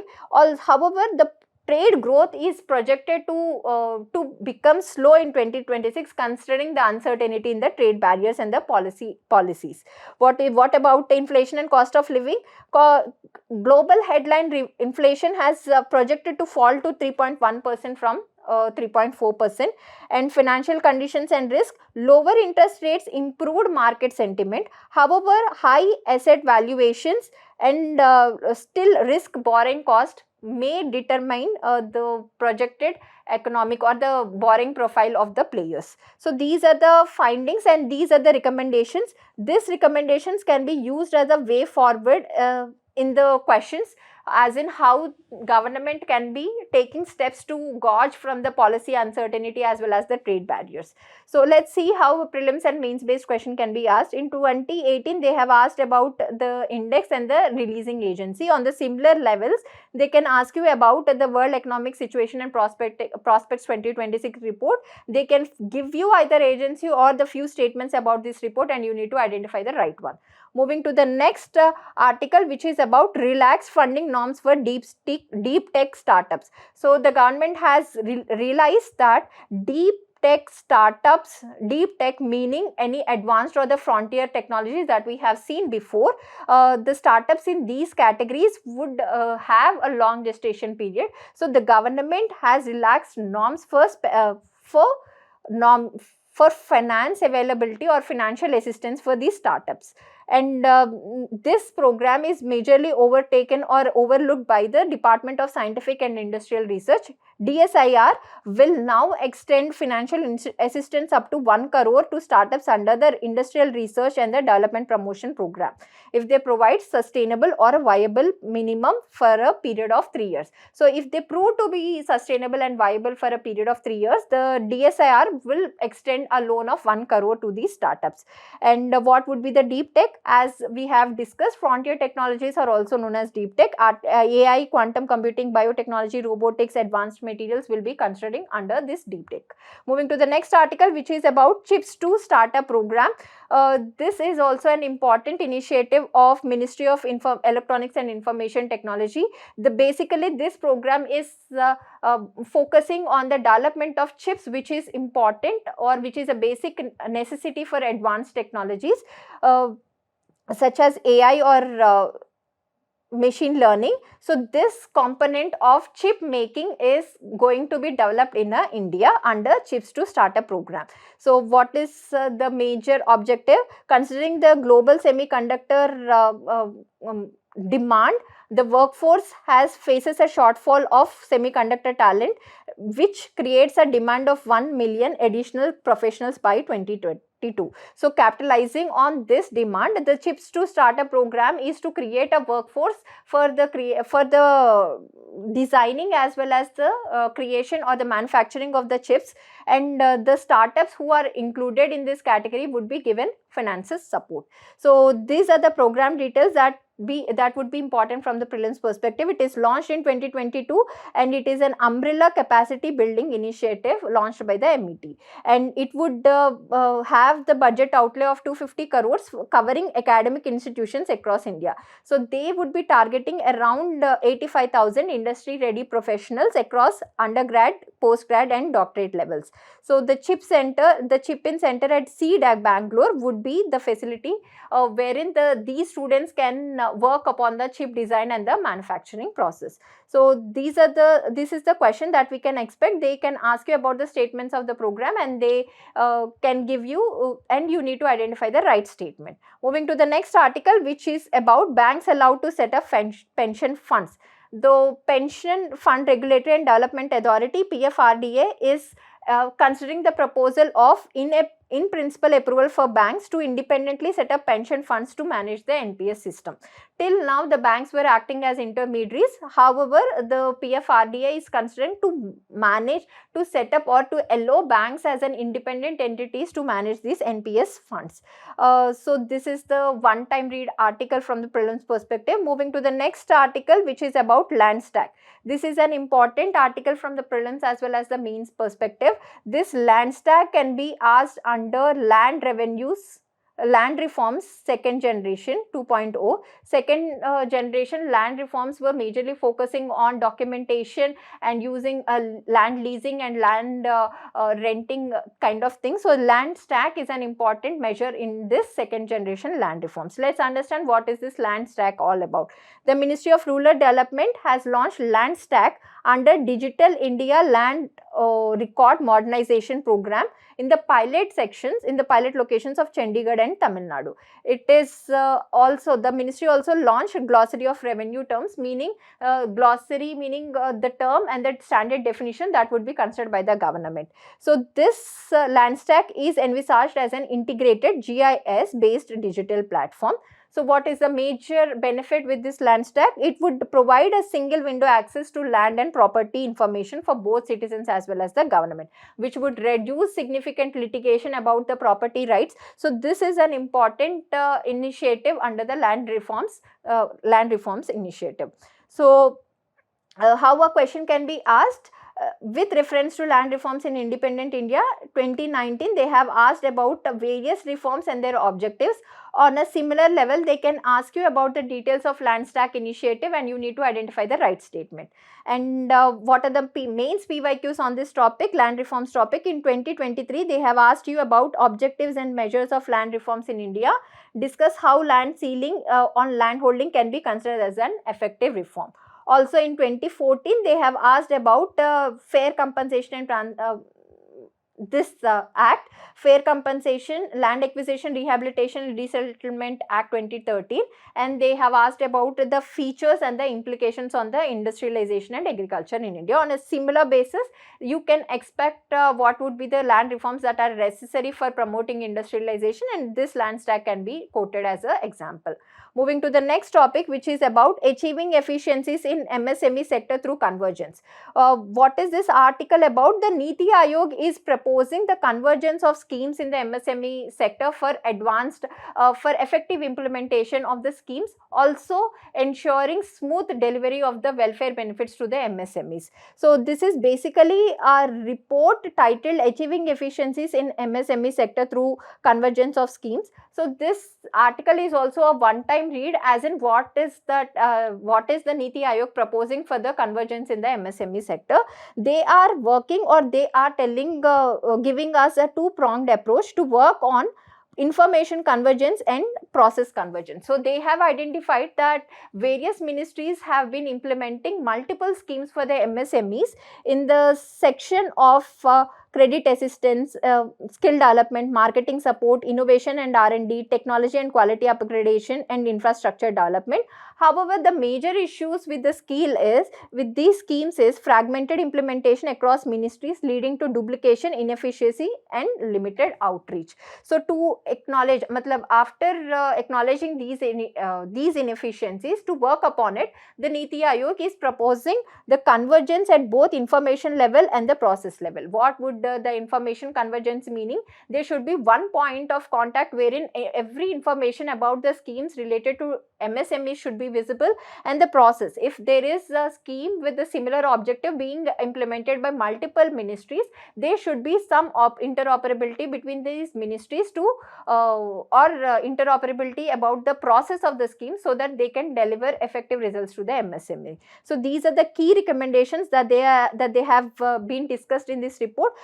Read once, and these can be counted as important keywords. You can make a list of the important keywords that you can use these keywords as the way forward for any question on MSME. Let's see what is the mains PYQ asked in this topic. Faster economic growth requires increased share of the manufacturing sector in GDP, particularly of MSME. Comment on the present policies of the government in this regard. So to comment on the present policies, you need to say the limitations of the schemes and the way forward. So this article, limitations and the way forward, can be used from this article to write an answer to this question. Moving to the next article, which is about the decade of Startup India. So startup is one of the flagship program for the innovation or for the manufacturing sector. So this January 16th has marked the decade of the startup initiative.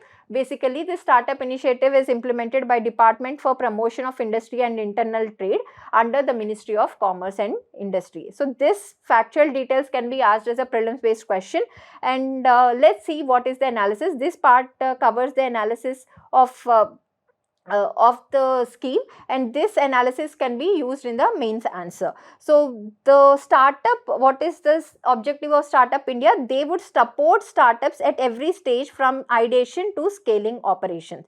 And with the help of this scheme, India has emerged as one of the world's largest startup ecosystems with more than 2 lakh startups. And what is the silver lining of this startup ecosystem in India?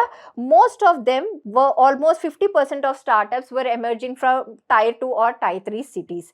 And these startups were majorly working on bridging the India's rural-urban divide by deploying solutions such as agri-tech, telemedicine, microfinance, tourism and edtech related areas. So this is the positive impact of startup ecosystem in India, and this section gives you about the various initiatives taken up under Startup India, and these pointers or these schemes can be directly asked as a prelims based question. So be Fund of Funds, Credit Guarantee Scheme or Startup India and Seed Fund Scheme. So go through these schemes, read about the objective and what is the positive impact. These schemes can be written as the government efforts for strengthening startup startup culture in India for the mains question. Let's see how a prelims based question can be asked. In 2016, they have asked about the Stand Up India program and the factors or the features of the Stand Up India. Considering the 10th birthday of the Startup India initiative, they can directly ask about the features of Startup India as the question for this year 26 as well. Moving to the probable question, this is the features of Startup India and the student has to identify right statement. And how a mains question would look like? It would look like startups are emerging as engines of inclusive growth in India. Examine with reference to regional balance and women entrepreneurship.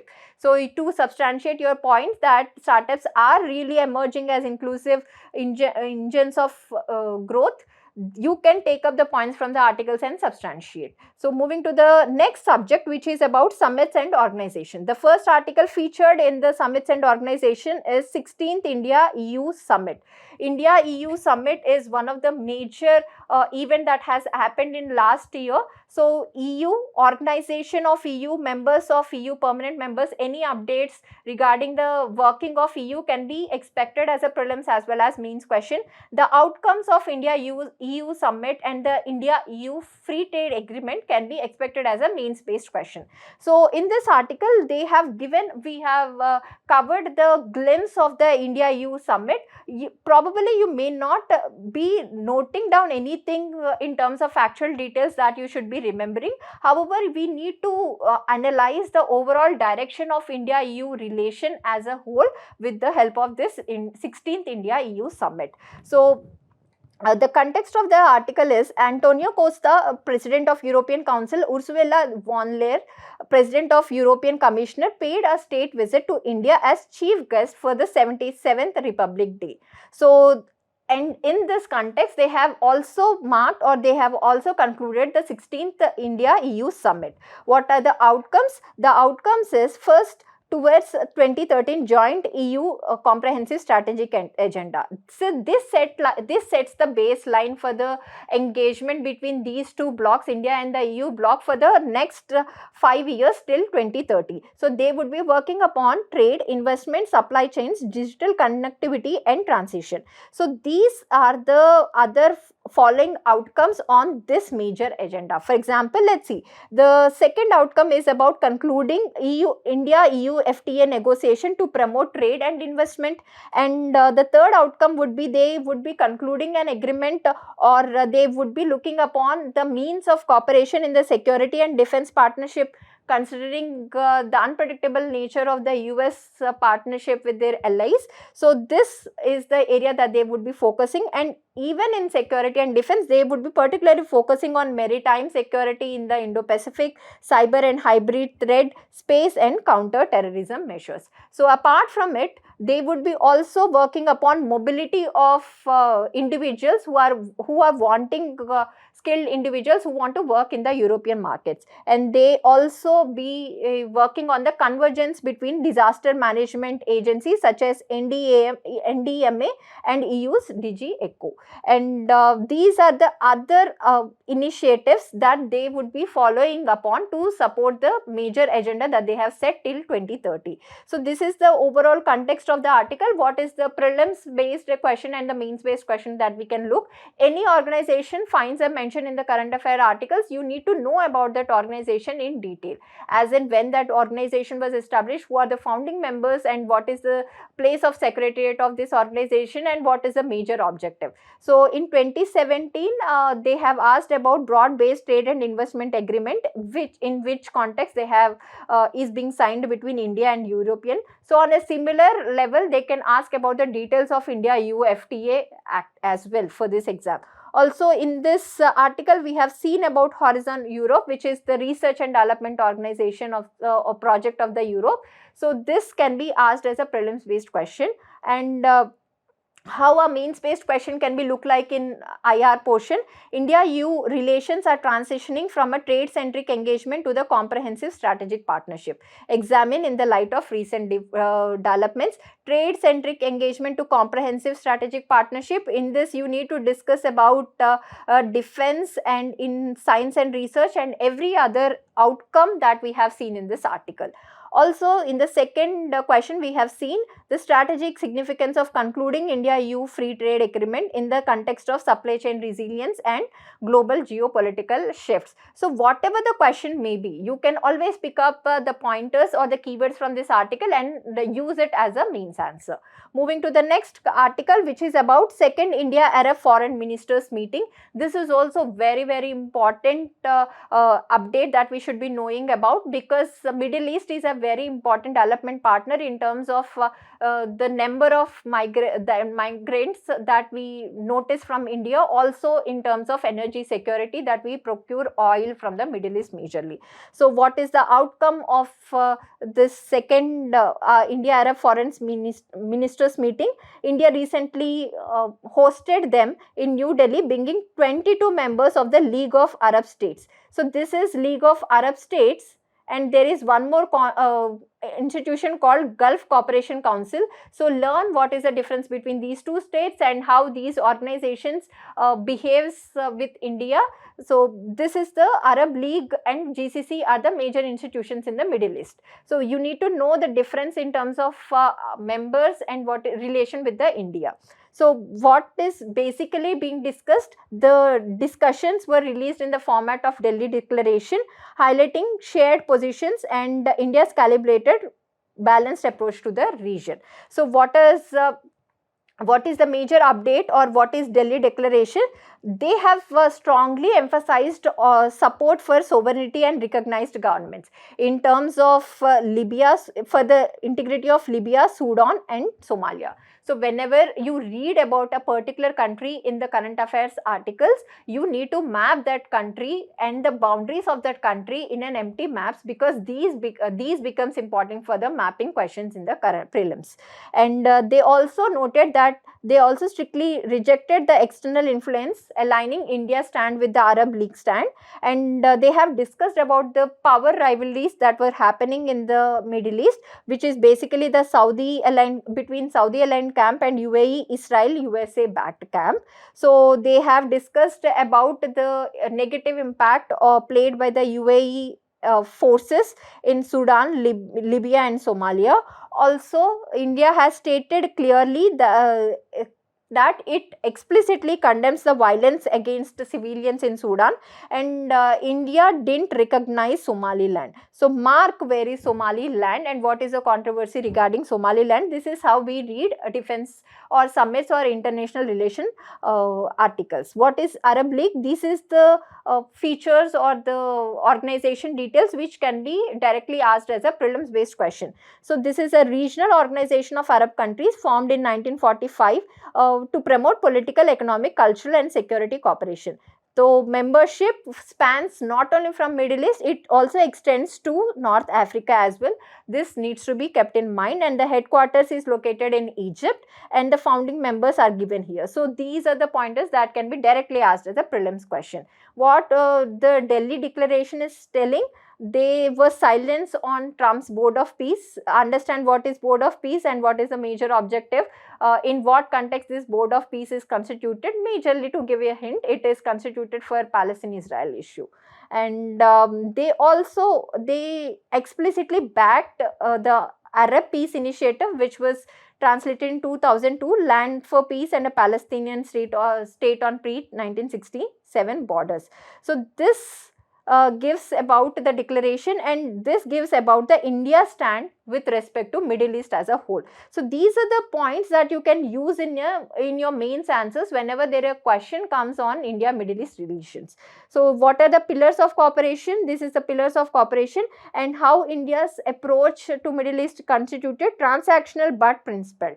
Strong ties across competing blocks without altering core position. Core position is the strong emphasis to sovereignty and recognized governance and no external influence. So, these pointers or the keywords can be used in your mains answers. You don't have to look at content from anything apart from these current affairs for these organizations, because these articles gives you enough keywords and the data points that you can use for mains answers.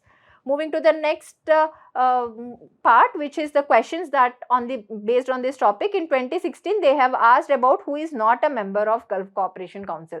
So on a similar line, any international institution, we need to know about the membership as well.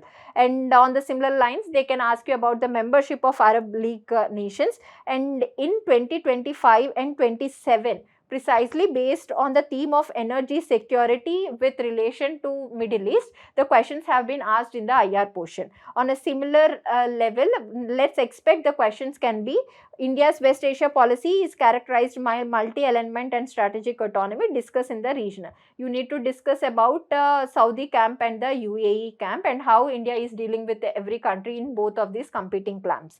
And West Asia remains critical to India's energy, trade and maritime security calculus. Substantiate. To prove your point, you can discuss what is the geopolitical significance for India, and how India is dealing with this bloc as a whole. Moving to the next article, which is about International Conference on Democracy and Election Management. This is also a one-time article, and however, the findings of global state of democracy can be used as a essay pointers, essay hook lines in the introduction when the topic is on democracy. So this International Conference on Democracy and Election Management is held in Delhi, hosted by ECI. And what is the Global State of Democracy 2025 released by this institute findings? 94 countries recorded decline in at least one democratic indicator. So this acts as a good hook line for your essay topics whenever you need to state, or a substantiation point whenever you need to state democratic backsliding. And surprisingly, India was also among the countries that saw a decline in 5 indicators, including free political parties, judicial independence. So this is the overall article that you can use for your main substantiation points. Probably question directly may not be asked in prelims and mains points. Moving to the next article, which is about Bulgaria adopting euro.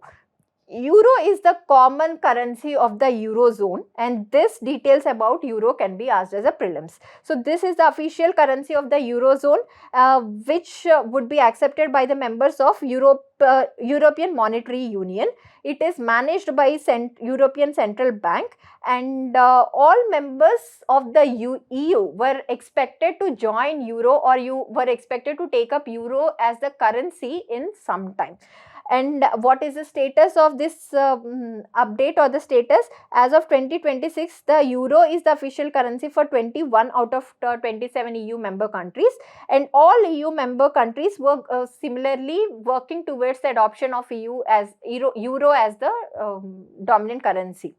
And this Bulgaria becomes the 21st. So this is also one-time read article for the prelims and the mains perspective. Moving to the next, which is about EU-Mercosur Trade Pact. This becomes an important pointer from the both prelims and the mains perspective. Mercosur is a trade bloc like EU. You need to know about the Mercosur in detail, as in what is the founding year, where is the secretariat located, who are the founding members, and what is the objective, and the analysis of this EU-Mercosur Trade Pact, or the moving of trade, multilateral trade organizations to multilateral trade pacts between countries, can be a major broad theme under which a question can be asked, and you can use these pointers to substantiate. So the context of the article is, recently the EU and the Mercosur bloc has signed their long pending free trade agreement in Asuncion which was started in, the negotiations were started in 1999. And finally, they concluded the free trade agreement in 2024. However, the major issue is certain countries in the EU bloc, such as France, was opposing this EU-Mercosur Trade Pact over certain aspects which they having difference of opinion. So, what is the overall overview of this trade pact? They are going to extend the market access as well as remove the tariff barriers on the exports shared by the EU and the Mercosur. So, the the Mercosur will eliminate duties on 91 products or 91% of EU exports, while EU will remove duties on 92% of Mercosur exports within the 10 years. And the sensitive products and the quota, EU will retain quota on key agriculture imports such as poultry, sugar, ethanol and rice, while Mercosur will keep a quota on milk powder and infant formula. And there is a strong protection of GI indications against the imitation in the Mercosur markets, cheapest imitation in the Mercosur markets. Also, the EU will retain a clause wherein it can suspend concession and say if safeguards are breached and tightened residue checks. However, there was certain section which is opposing this trade pact due to the cheap imports by the Mercosur in terms of agriculture goods. Also, they were under the impression that if exports were made cheap from the Mercosur bloc, it might lead to deforestation of Amazon forest, considering the relaxed environmental norms in the exports. So they state this point: agriculture competition concerns and imports can be leading, gives the perspective as of the reasons for the opposition: environmental and climate safeguards, deforestation and sustainability risk, and fair competition and trade.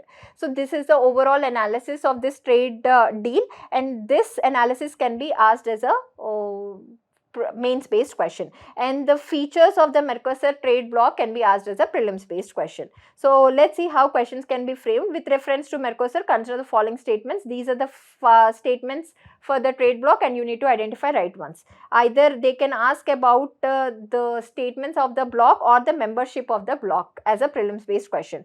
Moving to the next topic, which is about the 28th Commonwealth Speakers Conference. This is also one time read article. Basically, it was hosted in India by the New Delhi, and what would be the theme? This is basically the meeting of speakers or leaders of the house from the Commonwealth countries. They would be discussing as in how the functioning of house should be enhanced for the democratic productivity or for the productivity of the house as a whole. So what are the core themes of this 20th Commonwealth Speaker Conference? Artificial intelligence and legislatures, social media and democratic disclosure, security challenges to parliamentary function. This is the facts about the institution. You can read for one time. Highly, it's this might not be directly asked as a prelims based question, however. So moving to the next topic, which is about in 18th India-Japan strategic dialogue. This becomes very important from mains perspective, since considering the strategic importance of Japan for India. So what are the major announcements at this 18th India Strategic Dialogue? They have started about Japan-India private sector dialogue and economic security, which is basically business to business. So this is going to be B2B, which is business to business platform to translate this strategic convergence into commercial outcomes, and basically they would be focusing on 5 priority sectors such as semiconductors, critical minerals, information and communication technology, clean energy and pharmaceuticals. Also Japan India strategic AI strategic dialogue. So Japan and AI India would be converging their research or innovation for the responsible development of AI, and Japan would be inviting 500 skilled AI professionals from India by 2030. Also, they have concluded a cooperation on critical minerals. This is very important, considering how the countries can use the supply of critical minerals as a muscling mechanism. So they would be working on resilient and trusted supply chains for minerals critical to emerging technologies. Also, they have focused on people to people and cultural ties, and this is the major focus of this 18th strategic partnership dialogue. And in 2019, 2013, every time they have asked about the India-Japan relation, and on a similar basis, we can expect a question in the coming up examination also on the theme India-Japan relations have evolved from economic cooperation to comprehensive strategic partnership. Discuss. So whenever you need to discuss the efforts between the two nations. So this partnership dialogue or the outcomes of this dialogue can be noted as the outcomes. examine the significance of India-Japan cooperation in the Indo-Pacific in the context of emerging geopolitical challenges. Moving to the next subject, which is defense and security. The first article featured in the defense and security is Bhairav battalions to debut at the Army Day parade. So what is Bhairav battalions? And this picture shows the Bhairav battalions. They were raised as a modern workforce to bridge the gap between para special forces and the regular infantry. So they would be a technical concept, they are conceptualized as a specialized force that would work as a high speed and offensive units capable of performing special forces type task force across tactical and operational depth. So this is the Bhairav battalion, and how a question can be expected. They can be expecting about the features of Bhairav battalion or the primary objects of Bhairav battalion as a prelims based question. Moving to the next article, which is about launch of National IED Data Management System. So what is this National IED Data Management System?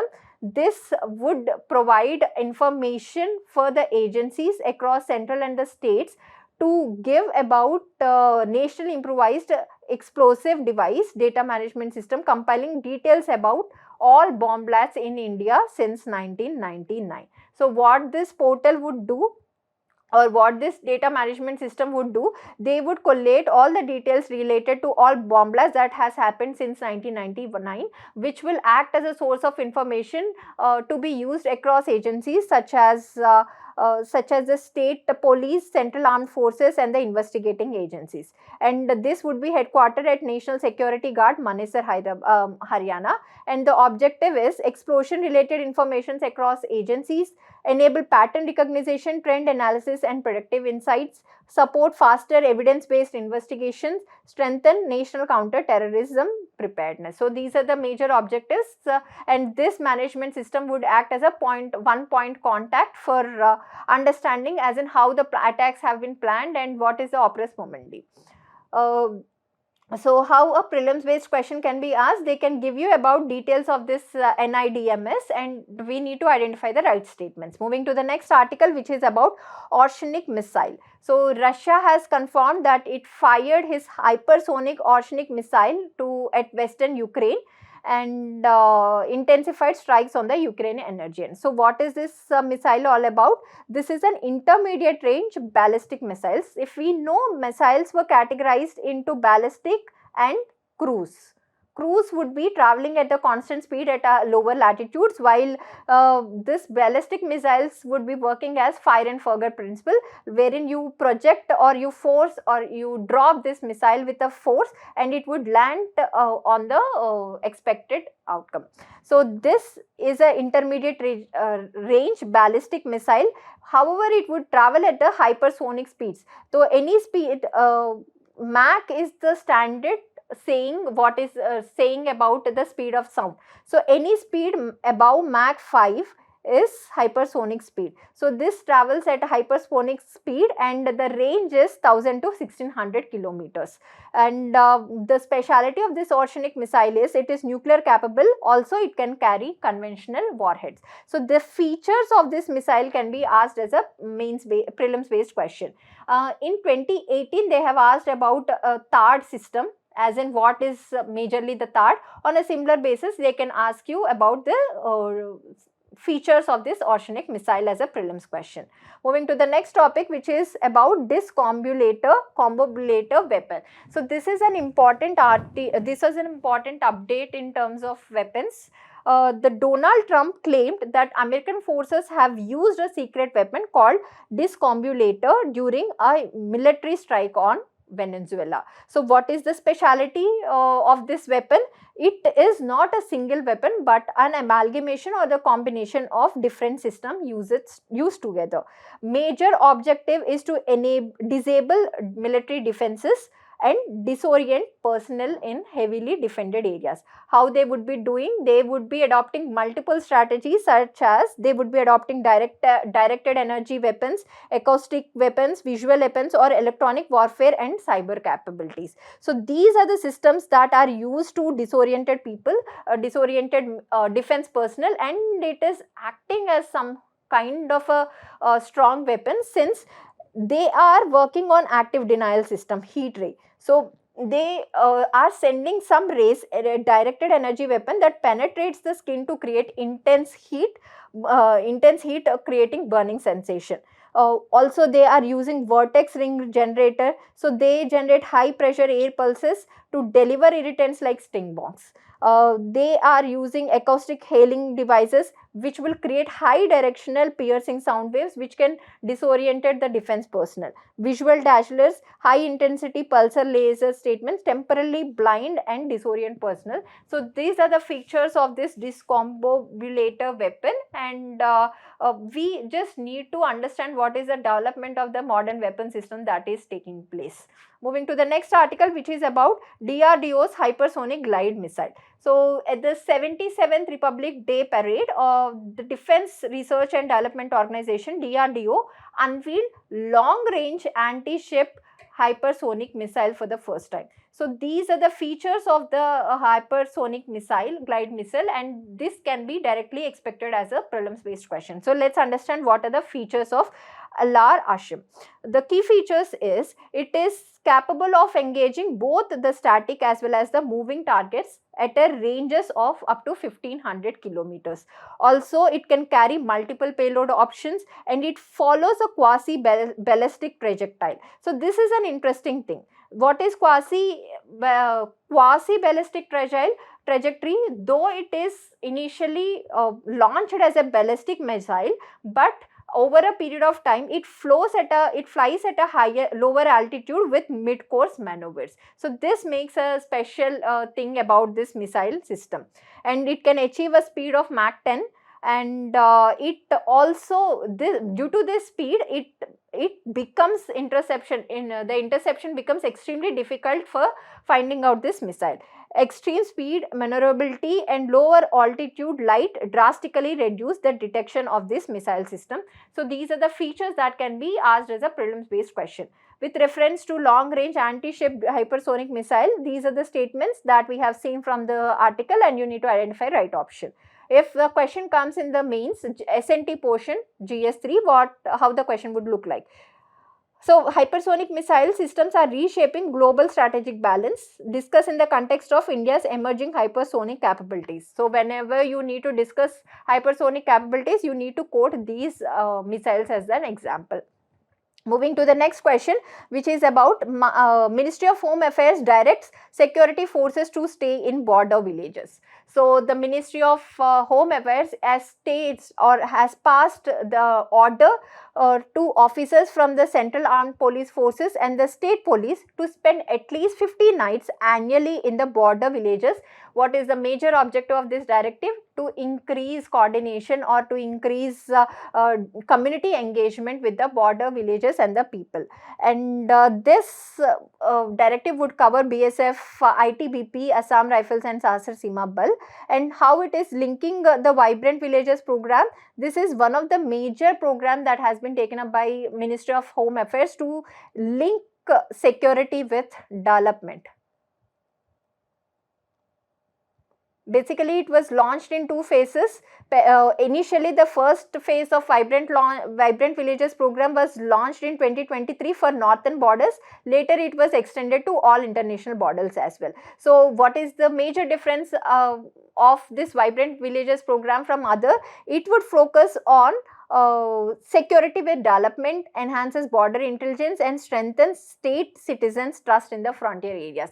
So these are the important keywords that you need to be using under this scheme, as well as the way forward for the security related questions.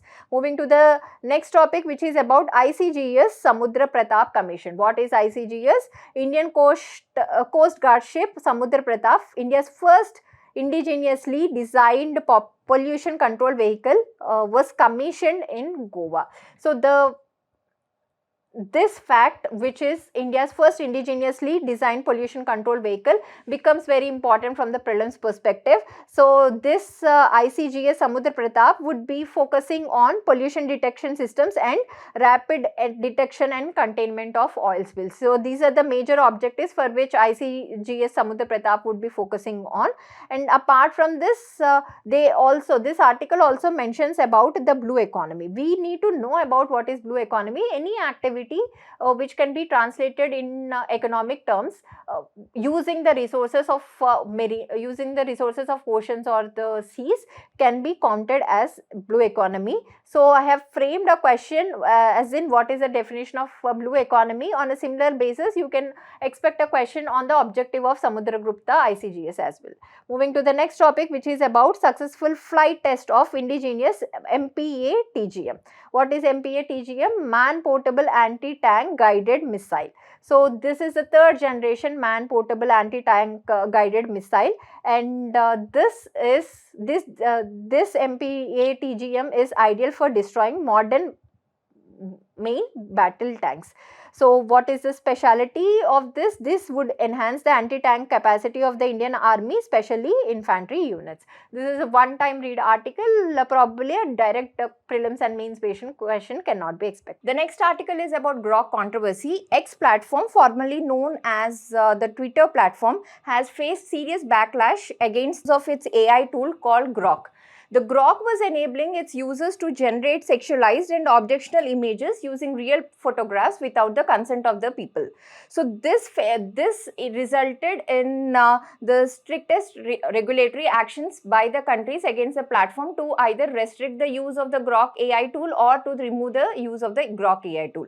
So finally, the platform has decided to restrict the use of Grok AI tool from generating any sexualized images of women and the children. Also, India has issued a stern notice under the Information Technology Act 2000 prompting to remove either the objectionable items as well as the accounts. Similarly, other countries such as UK, Malaysia, Indonesia also called the platform to shut down or to restrict the use of this AI tool. And what are the new restrictions placed or the safeguards placed to use this tool? Technological blocks to prevent editing of the images or of real people into revealing clothing. Also, they have placed on the limits on the image generation, as well as the platform has reaffirmed zero tolerance for the child sexual abuse. So this controversy can be quoted as an important example under GS2 and GS4, with the topics such as it reflected the violation of privacy under Article 21, which is a fundamental right. Also, it has dwelt into a deeper issue as in ethical issues in using AI tools if proper accountability and transparency measures are not in place. So this violated the privacy of the woman and the dignity of the woman. Also, this has came up the issue of cyberbullying.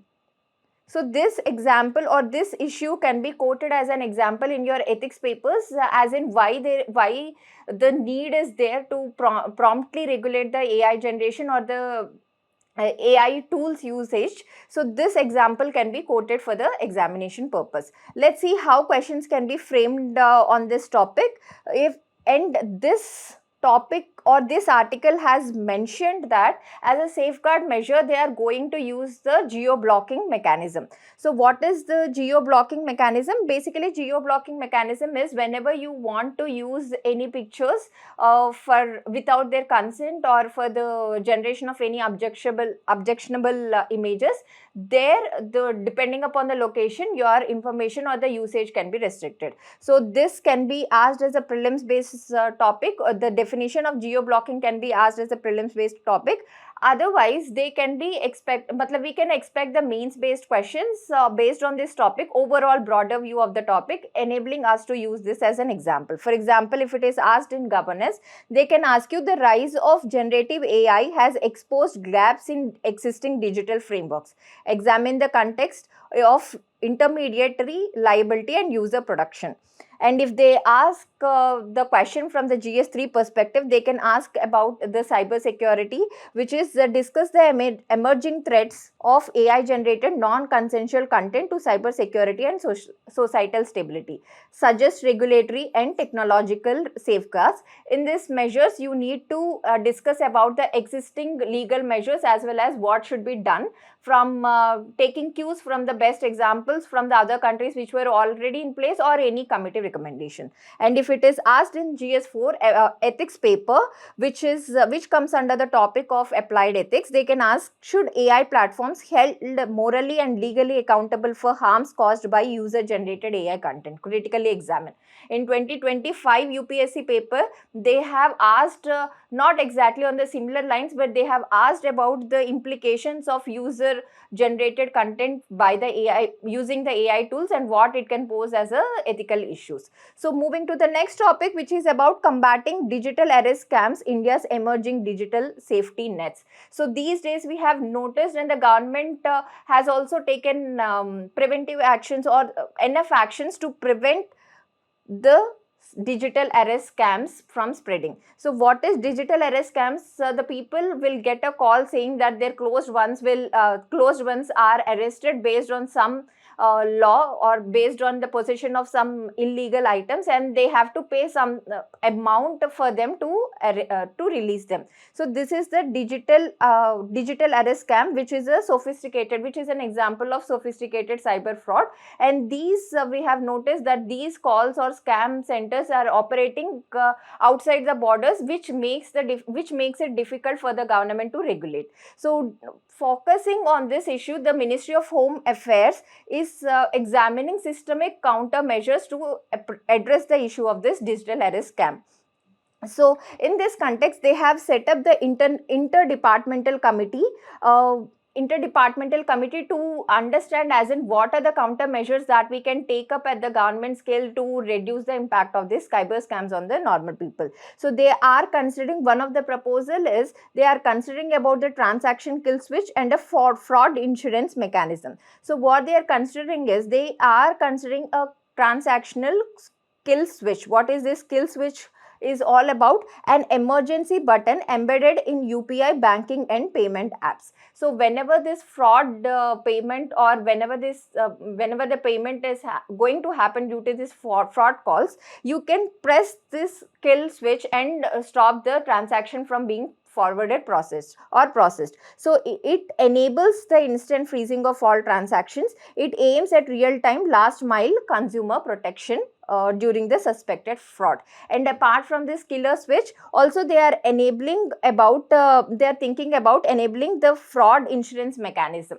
So what would be the consequence of this insurance mechanism? Whenever you lost some money due to this cyber frauds or something, you can claim insurance from the banks or something. So this proposal for insurance coverage against fraud related losses. However, there can be an issue with the implementation of this proposed measures, especially in terms of insurance coverage.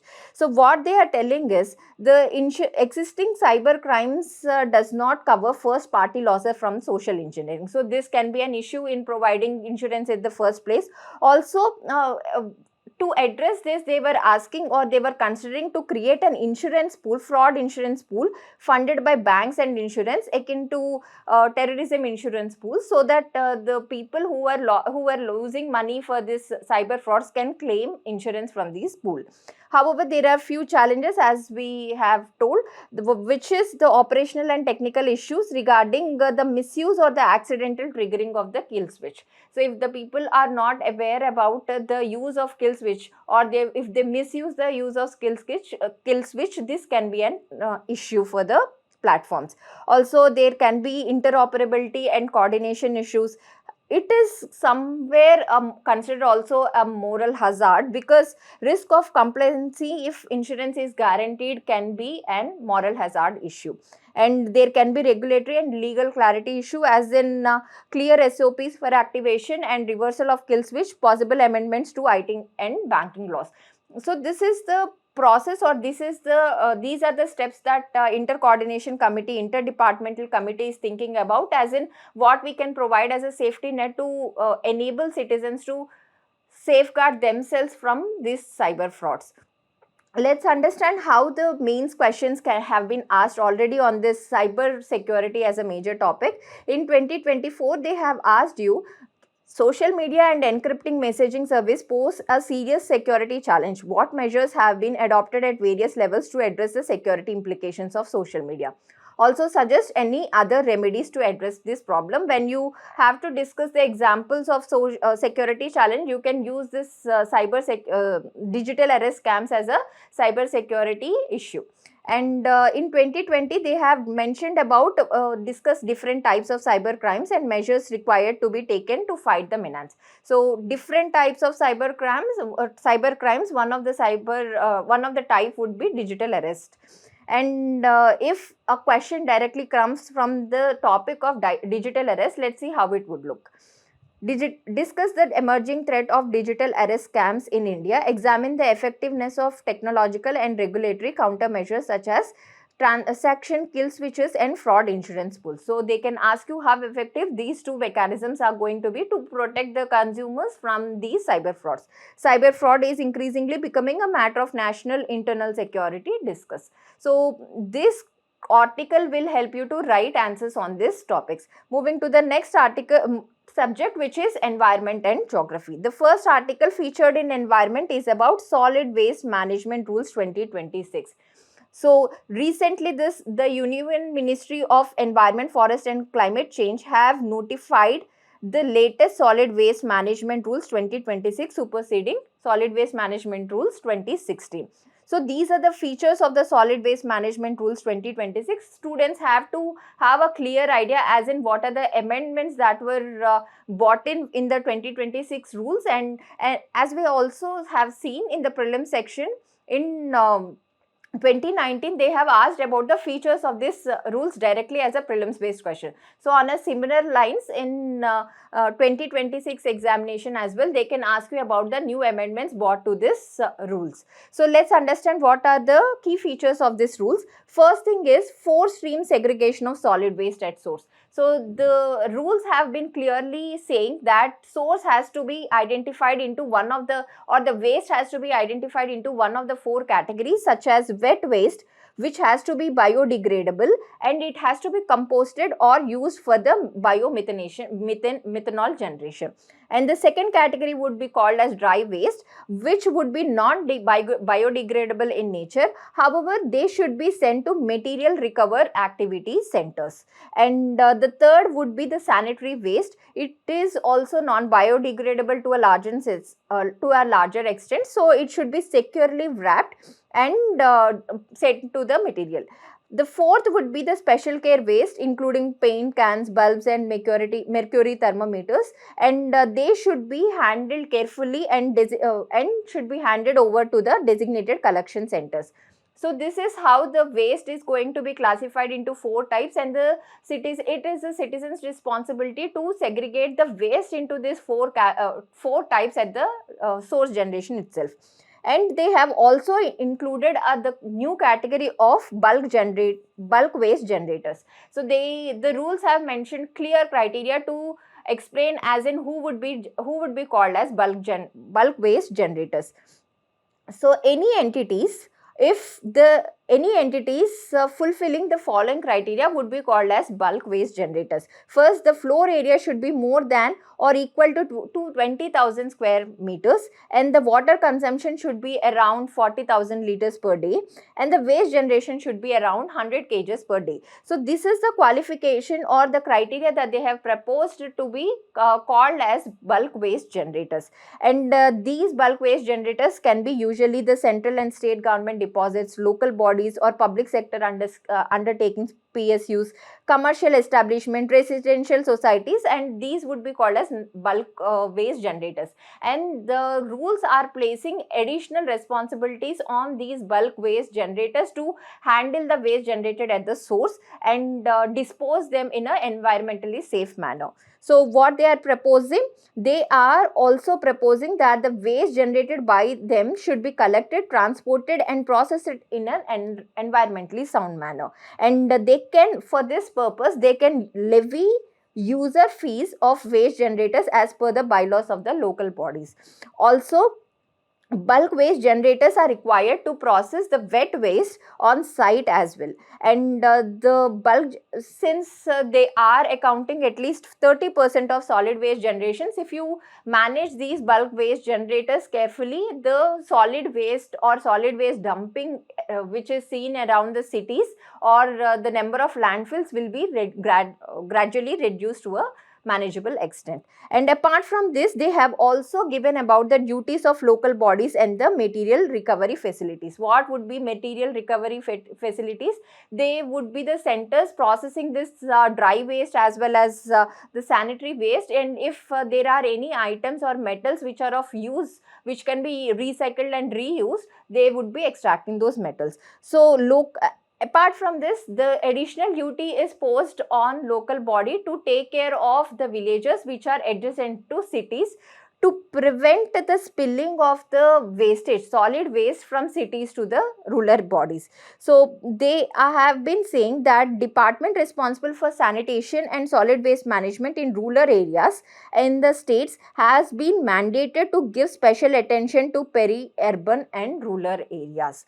So how the monitoring and governance mechanism would take place? There would be centralized online portal which is managed by the CPCB, and most of the process would be in digital format, and the audits would also be in digital formats taking place. And apart from this, uh, they would also place additional importance for the solid waste generators such as industrial units and industrial units. So it is mandated that industrial units must replace a portion of their solid fuel with the refuse derived fuel mandate. And the polluter pays principle would be enforced. Apart from it, the local bodies are also encouraged to create a economic mechanism wherein this carbon credits can be used as a mechanism to reduce the waste generation, or to economically mandate that waste generation is monetized. And what about the rules regarding landfill penalties? Landfill fees for unsegregated waste would be imposed on the citizens if they don't segregate or process properly. And landfills will be considered as a last category to to non-recyclable, non-energy recoverable waste and inert material.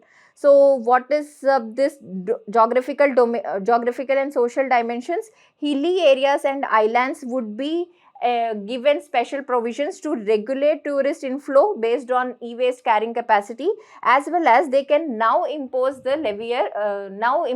user fees on the tourists. And what about peri-urban and rural areas? Now state government should focus on this peri-urban and rural areas so that the garbage spillover is avoided. And what would be the buffer zones? And any plants or any area which is adjacent to this material recover facility or any landfill would be called as a buffer zone, and in this buffer zone activities would be regulated. So let's see what type of prelims and mains questions have been already asked or we can expect. In 2019, they have asked about the features of the solid waste management rules, and you need to identify the right option from the given statements. And on the similar basis, they can ask you about the 4-stream segregation network, or they can ask you about the bulk waste generator, or they can similarly ask you about the features of these amendments as well. And you need to identify the right statements from the given option. And in 2018, there comes a mains question in environment section of GS3 paper, which says what are the impediments in disposing the huge quantities of discarded solid waste which are continuously being generated. How do we remove safely the toxic waste that have been accumulating in our habitable environment? So whenever you are asked to discuss about the measures that we need to employ to reduce this solid waste, you can discuss about the government measures as well as the way forward measures. Under government measures, you would discuss about these rules. Let's see how a question can be framed on amendments as well. The Solid Waste Management Rules 2026 mark a shift from collection-centric to accountability-centric waste governance. Discuss. Good. So this question reflects what are the positive features that have been embedded to ensure the polluter pays principle, and what are the way forward measures that we can propose. And the second question would look like, waste to wealth is a central to sustainable urbanization, analyze in the context of India's waste management process. And you need to analyze in terms of solid waste management rules, plastic waste management rules, and electronic waste management rules, and thinking that this would enable the concept of waste to wealth. So let's move to the next article, which is about two Ramsar sites. Every time in the magazine, one or any other edition of Ramsar sites is being discussed in the current affair articles. It is advised that you map the location or the features of these additional Ramsar sites in the empty map so that you can revise quickly. And what are the new additions to the India's list? Patna Bird Sanctuary in Eta, UP. So this is kind of a misnomer. We tend to think that Patna Bird Sanctuary would be in Bihar, but it is located in Uttar Pradesh. And Chari Dand in Kutch, Gujarat have been recognized as the Ramsar sites. So this latest two edition of Ramsar sites would take up the total number of such wetlands in India to 98. So what are the specialities of this Ramsar sites? Patna Bird Sanctuary is the smallest bird sanctuary, and it is a critical refuge on the Central Asian flyway. So this is the significance of this Patna Bird Sanctuary. And Chari Dand wetland is situated in Kutch district. It is a seasonal salt affected shallow wetland, and it is the only conservation reserve in Gujarat and the state fifth Ramsar sites. What is conservation reserve?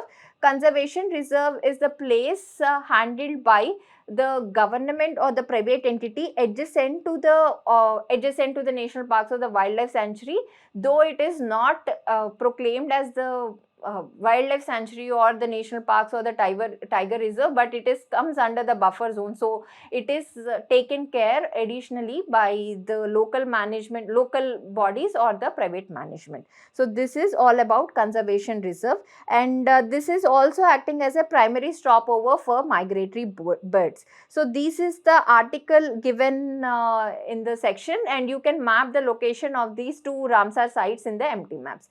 Let's see what are the prelims questions that have been asked already. In 2019, they have asked about Ramsar conservation, Ramsar Convention, and the wetland management rules that are placed in India. So you need to identify the right statements. And in the similar fashion, we can expect a question about the Ramsar Convention altogether, or we can expect a question about the definition of conservation reserve. So what would be the definition of conservation reserve? It is declared to protect landscapes or seascapes and biodiversity in areas adjacent to national parks and sanctuaries, but not included in national parks or sanctuaries. So this is the prelims based question. Let's see how a mains question can be asked. In 2023, they have asked about comment on National Wetland Conservation Program initiated by Government of India and name few India's wetlands of international importance included in the Ramsar sites. In the similar fashion, they can ask you about the latest addition to the Ramsar sites to discuss any 2 examples or 5 examples of latest addition to Ramsar sites. Wetlands is an important theme in environment. So any threats to wetlands and the government measures, regulatory measures for the protection of wetlands, international conventions around wetlands and way forward measures becomes naturally important topic for the mains preparation. Moving to the next topic, which is about UN Global Water Bankruptcy Report. So this topic is very, very important for both prelims and mains, because the findings of the report can be asked as a direct question in either geography, GS1 paper. In geography, we have a topic called impact of climate change on water resources. So this report can be quoted as an example and quoted as a mains answer for if the question is under geography for the topic water resources, or it can be directly asked as an environment question as well. So let's understand, apart from these two papers, you can also use the findings of the report as a hook lines or the introduction lines for your essay topic. So let's understand what are the findings of this UN Global Water Bankruptcy Report. The United Nations University Institute for Water, Environment and Health released its flagship report, Global Water Bankruptcy, Living Beyond Our Hydrological Means in the Post-Crisis Era. These are basically the value addition points that we are looking for. Some report findings and the solutions, or any committee set up on these matters, their solutions can be quoted extensively across the GS papers. So in the report, they have given clarity about the terminology that they were going to use, and the terminology or the report says that we can use the term water stress if there is a temporary mismatch between the demand and supply. So any area would be called as a water stress if it is posing or if it is facing demand supply mismatch, which impacts are largely reversible. This is important because see, when you take enough regulatory measures on the usage of water, or on promoting the usage of reuse and recycle and triple R framework, then the impact of the water stress can be reversed to a larger extent. However, there is one more term called as water crisis. Water crisis is more grave problem compared to water stress because it is a temporary shock wherein emergency measures can restore the system to normal baseline. See, it is due to a temporary shock event such as extreme drought faced during that year. However, it is very important, if the area is frequently facing this water crisis reasons, the government has to take care, as in take care special mechanisms, as in what should be done to prevent the area or to manage the area from adjusting or from facing additional water crisis. And the most important or the gravest concern is about bankruptcy, water bankruptcy. It is a post-crisis condition, meaning if the crisis is repeated on a regular basis, it is called as a post-crisis condition, wherein long-term use exceeds the renewable inflows.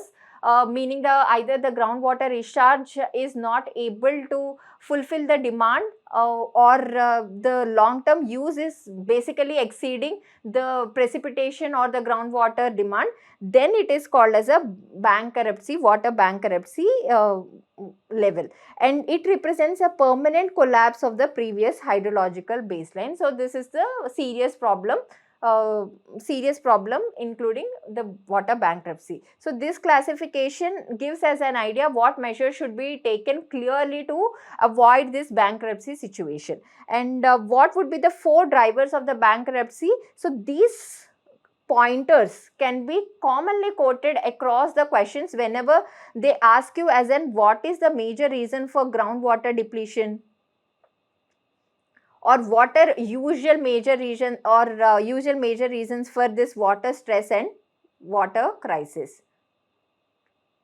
Let's understand what are the major 4 drivers of this water bankruptcy, which is first is about slow onset depletion. Slow onset depletion may be visible. The impact of slow onset depletion may be visible after 20-25 years. If there is an issue of over pumping of groundwater and over allocation of river water, this can lead to slow onset depletion of the water resources. Over pumping of groundwater is seen in West India, especially with the cultivation of crops such as rice, which is a water intensive crop. We have seen in the economy section earlier, and this you can connect with this point as well. And what is about over allocation of river water? This is especially true for Indo-Gangetic Plains region, wherein it is heavily driven by agriculture based activities but based on the river water. So next would be infrastructure demand driven overshoot. This we can see in the cities and the urban cities and the other areas such as large dams and the interbasin transfers, allowing cities and farms to expand far beyond the local environment's carrying capacity would result into infrastructure driven overshoot. So this is also telling us an important issue about interstate water linking projects.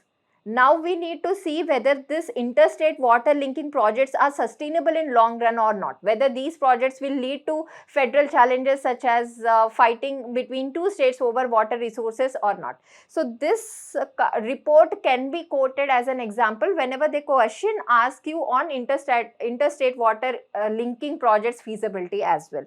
And the third point is about ecological liquidation, meaning whatever the natural infrastructure, meaning the wetlands or the agriculture or the forest, which are used as a resource generators or recharges, water recharges, they are turning or they are being converted into agriculture or urban land, removing the earth's natural ability to store and filter water. This is also one of the major reason. In this context, wetlands becomes very important from the examination perspective. And the fourth factor being climate amplified stress. So climate change is acting as a multiplier, accelerating glacier melt as well as causing hydrological whiplash. So this is an important keyword that you can use across papers. What is hydrological whiplash? It is defined as the rapid shifts between extreme floods and the droughts. So whenever we come across a scenario wherein we are experiencing extreme floods as well, that we see across urban flood scenario, in Delhi or in Punjab, you see lot of water in shortest possible time, which is extreme floods, and after some time there is no water at all because that is treated as extreme drought. So these reasons lead to the water bankruptcy or the water crisis, and these are the data points that student can be using in the examination, mains examination, to prove your points. So this based on this topic, let's see what type of questions can be expected. They can ask you about the report and the findings itself, or they can ask you the meaning of keywords such as water bankruptcy or hydrological whiplash. These can be the prelims questions that we can expect on this topic. And what can be the mains question? In 2025, they have asked about the water resources, which is like, examine the factors responsible for depleting groundwater in India. What are the steps taken by the India to mitigate such depletion of groundwater? So whenever you are discussing about the factors responsible, these four factors would go in place with the factors responsible for this question as well. And what are the type of questions that we can expect? In geography, they can be asking as, humanity is living beyond its hydrological mean. Examine its statement in context of global water depletion, groundwater depletion and glacier loss. And if it is asked in GS3 environment section, they can ask you about, explain the concept of bankruptcy, water bankruptcy, and how it differ from conventional forms of drought and water scarcity. And in the same question, if it is an environment question, they can ask you about, wetlands are often described as natural infrastructure. Discuss their ecological and economic importance in the context of increasing anthropogenic droughts. And if it is disaster management question, they can ask you what is meant by hydrological whiplash. Discuss its implication for disaster preparedness and water governance. Moving to the next topic, which is about amended forest conservation guidelines. So the Ministry of Forest and Environment, Forest and Climate Change has amended this forest conservation guidelines, formerly known as the Forest Conservation Act 1980, under the name of Van Samrakshan Evam Samvardhan Adhiyanam 1980. So what are the key provisions of this amendment? This can be asked as a prelims based question.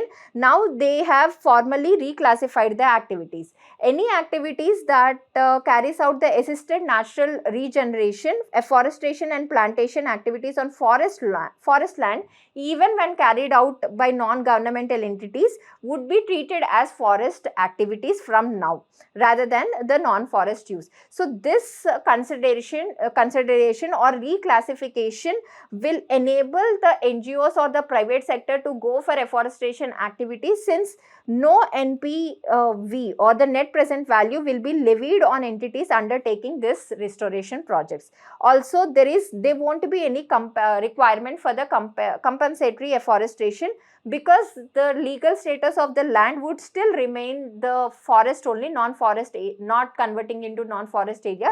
So there won't be requirement of net net present value compensation as well as the net for compensatory afforestation activities.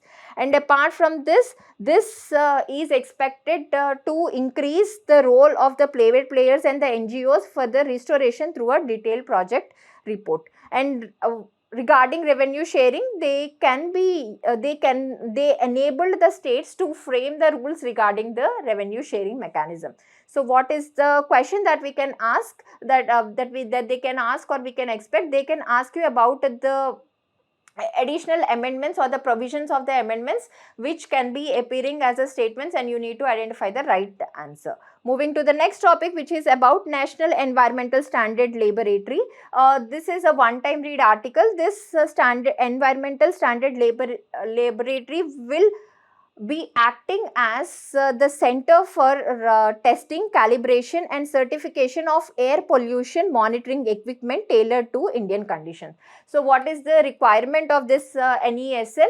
Basically, what till now we are importing most of our air pollution monitoring sensors and instruments from US or Europe based on their temperate climate standards. So this is this is posing a problem when used in India, because factors such as high dust load, extreme humidity and high temperatures leading to sensor drift and inaccurate data.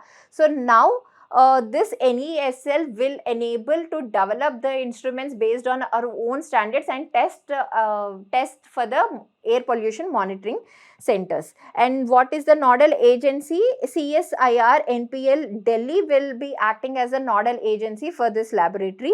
And now India becomes the second country in the world after UK to have such dedicated national level laboratory for environmental standards.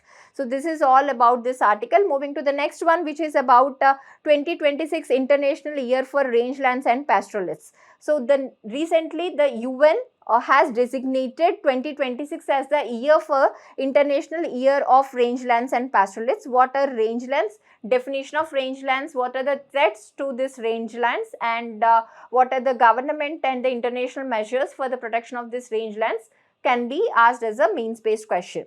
So this is about the rangelands, and rangelands are basically grasslands. Apart from grasslands, they also include features such as shrublands, savannas, steppes, deserts as well, tundras as well, and alpine meadows. So these are the components of the rangelands. These factual details are very, very important from the prelims perspective. And what are the associated ecosystems? Temperate and tropical forest used for grazing and timber production. Global extent, they cover at least 40% of the earth's surface with the rangelands. And not farmland, because of their arid dry climatic conditions, low rainfall and poor soil quality, they are ideal for livestock grazing instead of agriculture activities. And what is the economic and social importance? Nearly 60% of the global food production comes from these rangelands, particularly meat, milk and wool. And what are the major threats? These major threats are very important, and you can use for the grasslands, any question asked on the grasslands topic. Overgrazing, land use conversion, invasive species, climate stress, unsustainable policies.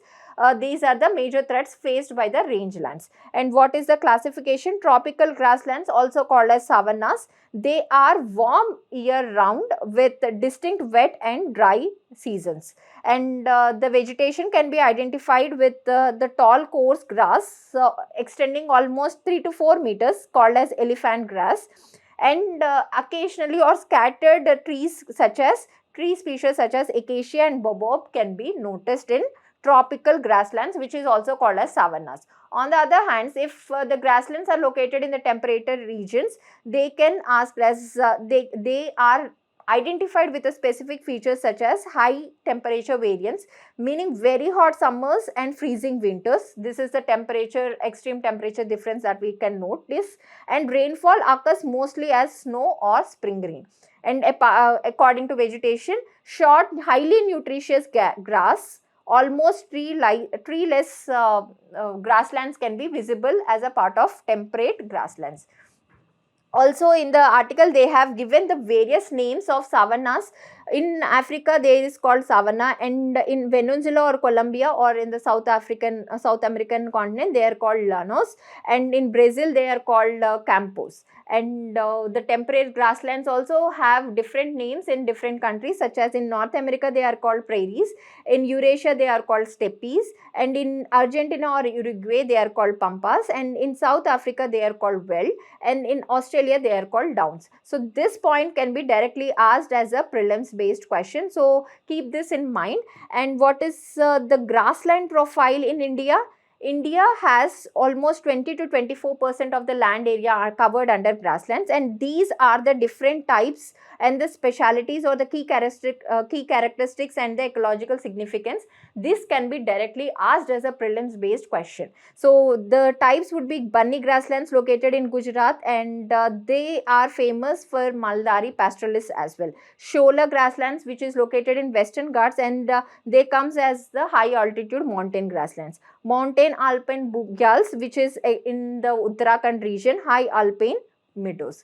And Terai Duvar savanna located at the foothills of the Himalayas, and they are characterized by elephant grass.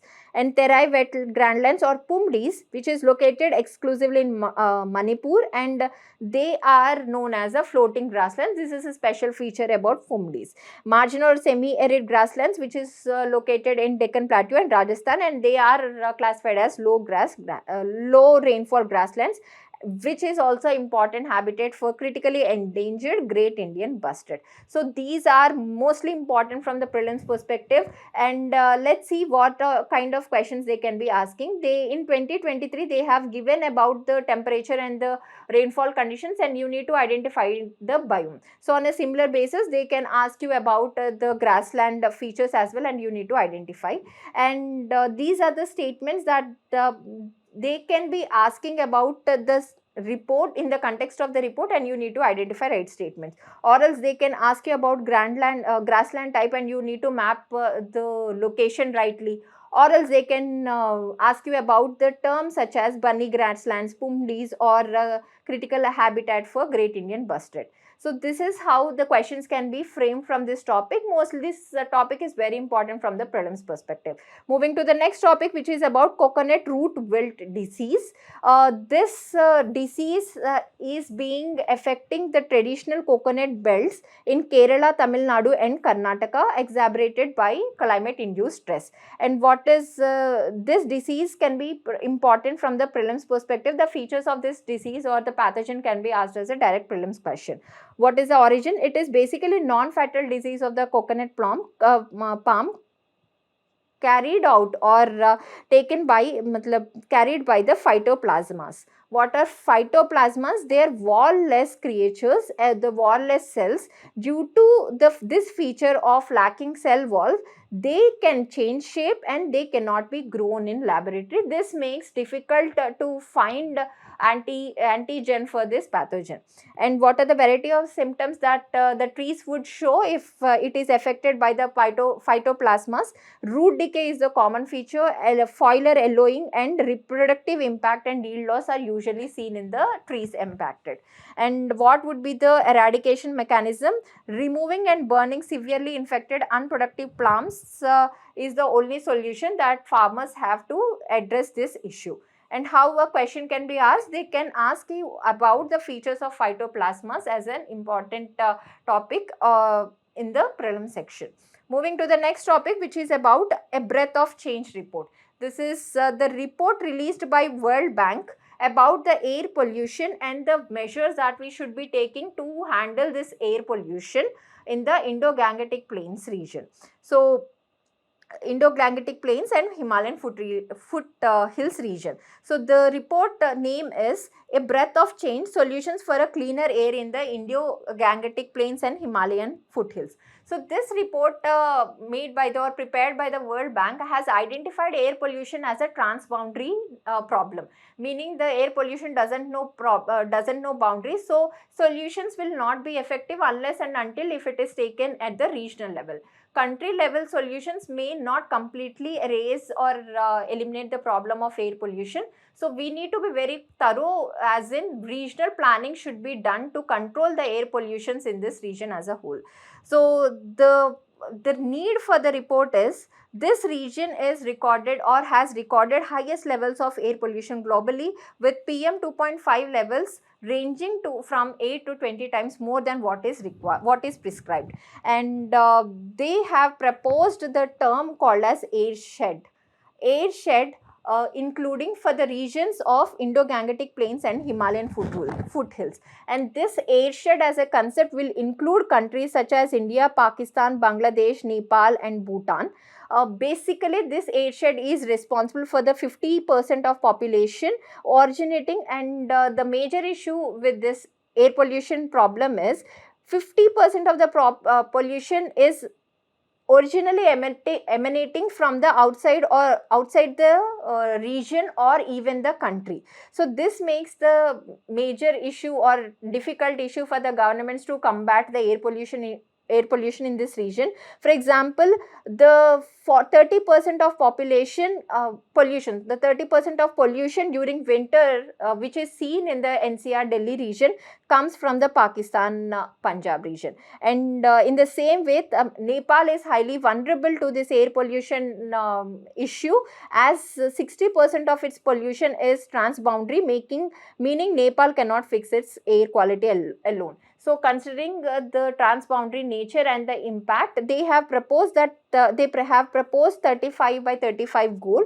meaning the country should take active measures to reduce annual PM concentration to below 35 metric by the year of 2035. This report has strongly emphasized on the regional cooperation between these 5 countries to handle air pollution threat in a comprehensive manner.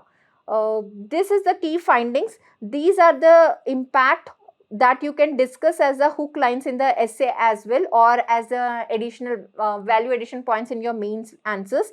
And this is the framework that they have proposed, which can be used as a way forward mechanism on any questions related to air pollution. For example, they have asked you to work upon the information parameter by airshed monitoring. Monitoring should be happening at the regional level instead of the country level, to get the overall idea as in how the air pollution dynamics changes with season and with time. And to address this issue, use of geo AI and satellites are proposed, and incentives should be extended to farmers for reducing agriculture related pollution. Instead, they should be extending subsidiary reform to switch from fossil fuels and fertilizers. And green financing mechanism should be explored, such as happy seeders, which is important for crop residue or stubble burning, and electric vehicles and clean cooking fuels. And they are also exploring about market instruments such as emission trading systems. And these are the institutions that they are proposing for airshed governance: municipal level control to legally empowered airshed authorities at the regional level, meaning it should be the multilateral institutions. And the regional grids, investing in shared electricity grid to facilitate the transition to the renewables is also being proposed. Also, industrial upgrades are proposed. So these are the way forward measures that the report is talking about. Let's see how questions can be asked from this topic. If they can ask you about the name of the report and the releasing agency, or else they can ask you about the definition or the features of this airshed concept. And in mains in 2021, they have directly asked you about the air pollution metrics and the WH released guidelines. On a similar manner, they can ask you about the details of the report as well as the question on air pollution. If it is asked in environment, they can ask you about air pollution in Gangetic Plains. Indo-Gangetic Plains is a transboundary governance challenge rather than merely a municipal issue. Explain the concept of airshed governance, how it can improve air quality management in South Asia. Critically evaluate the effectiveness of market-based instruments. Moving to the next topic, which is about Environmental Protection Fund rules. This is basically about the creation of fund which can be used for afforestation activities by center and the state.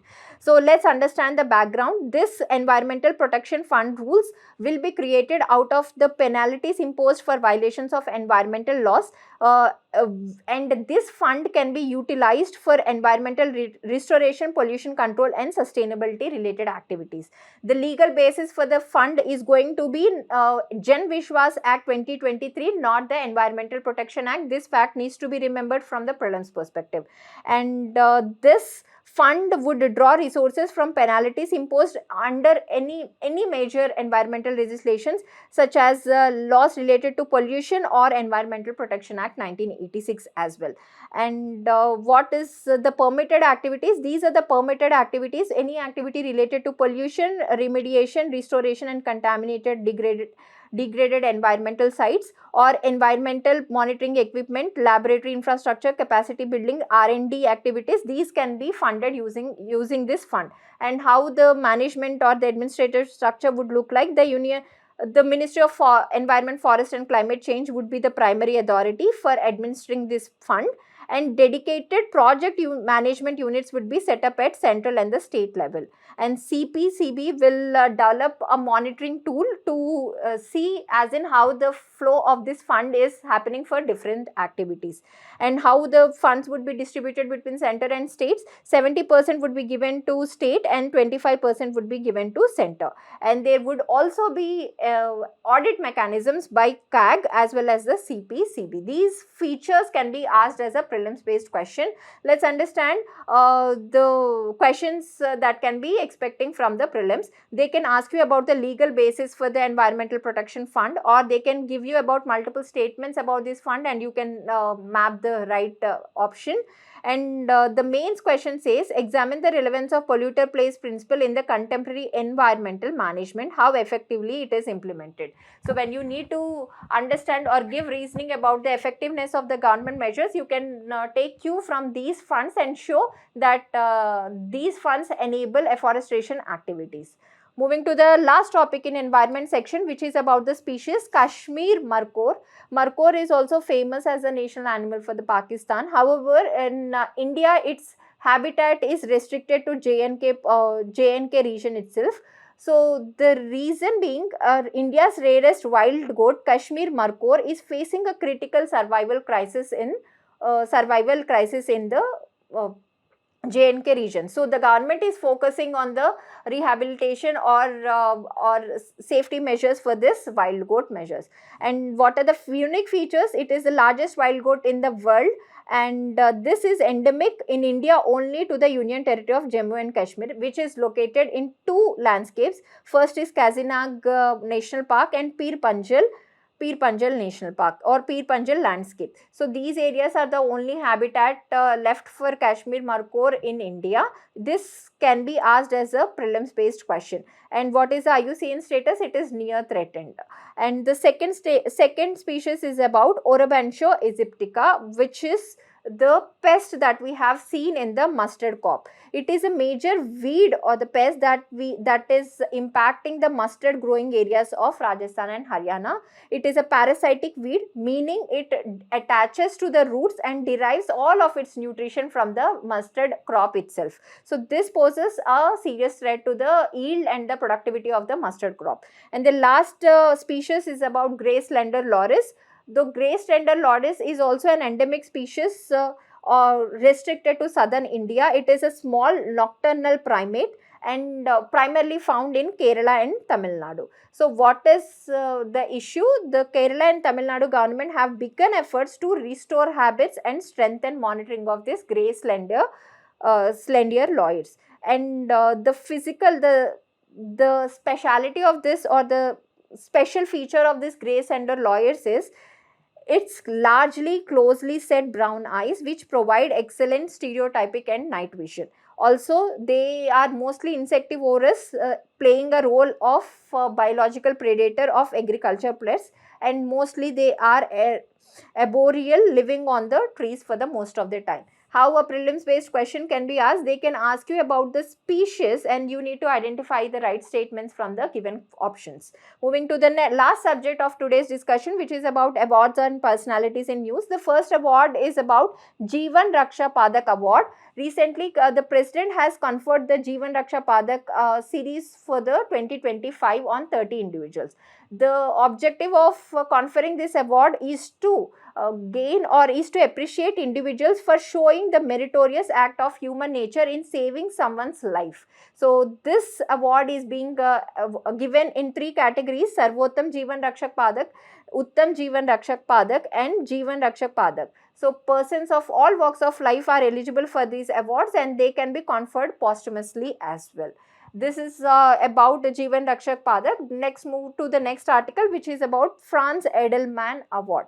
So the Department of Food and Public Distribution is among the 6 finalists for the prestigious Franz Edelman Award for its Anna Chakra initiative. Apart from award, Anna Chakra initiative is important for the prelims perspective. Let's look at what is Anna Chakra initiative. It is a research-based decision support solution that strengthens India's PDS. So basically, it is the algorithm, it is the mechanism through which we are making the logistics logistic corruption proof and efficient for the PDS management. And it is developed in partnership with United Nations World Food Programme and IIT Delhi, and it uses advanced algorithms to strengthen the movement of food grains across India. Its deployment has resulted in savings of 250 crore, 35% reduction in emissions and efficiency gains that benefit more than 81 crore PDS beneficiaries. So this is all about Anna Chakra initiative and we can expect a prelims question on this as well. And what is about this Franz Edelman Award? It is the most prestigious honor in the field of operation research and advanced analytics, and this is also called as Nobel Prize of Operations Research and Advanced Analytics. It is conferred by Institute for Operations Research and the Management Sciences, INFORMS. So how a question can be look like? They can give you about the Anna Chakra initiative and you need to identify the right statements. Moving to the next or the last topic, which is about Indira Gandhi Peace Prize. Recently for 2025 year, Mozambican rights activist Greca Michel has been selected for Indira Gandhi Peace Prize, Prize for Peace, Disarmament and Development. So it was this peace prize was instituted in the memory of Indira Gandhi by Indira Gandhi Memorial Trust. So it is not conferred by the country, it is a private prize that instituted by Indira Gandhi Memorial Trust. And the recipients, how they would choose the recipient, they would choose the individuals or give to individuals or organizations who would work for ensuring internal peace and developments, and they can be chosen from both international and national nominees. So this is the last topic for our today's discussion, hoping that this discussion have given you a fair idea as in how to utilize these articles for your prelims as well as mains topics, as well as what kind of questions can be expected from these topics. Thanking one and all.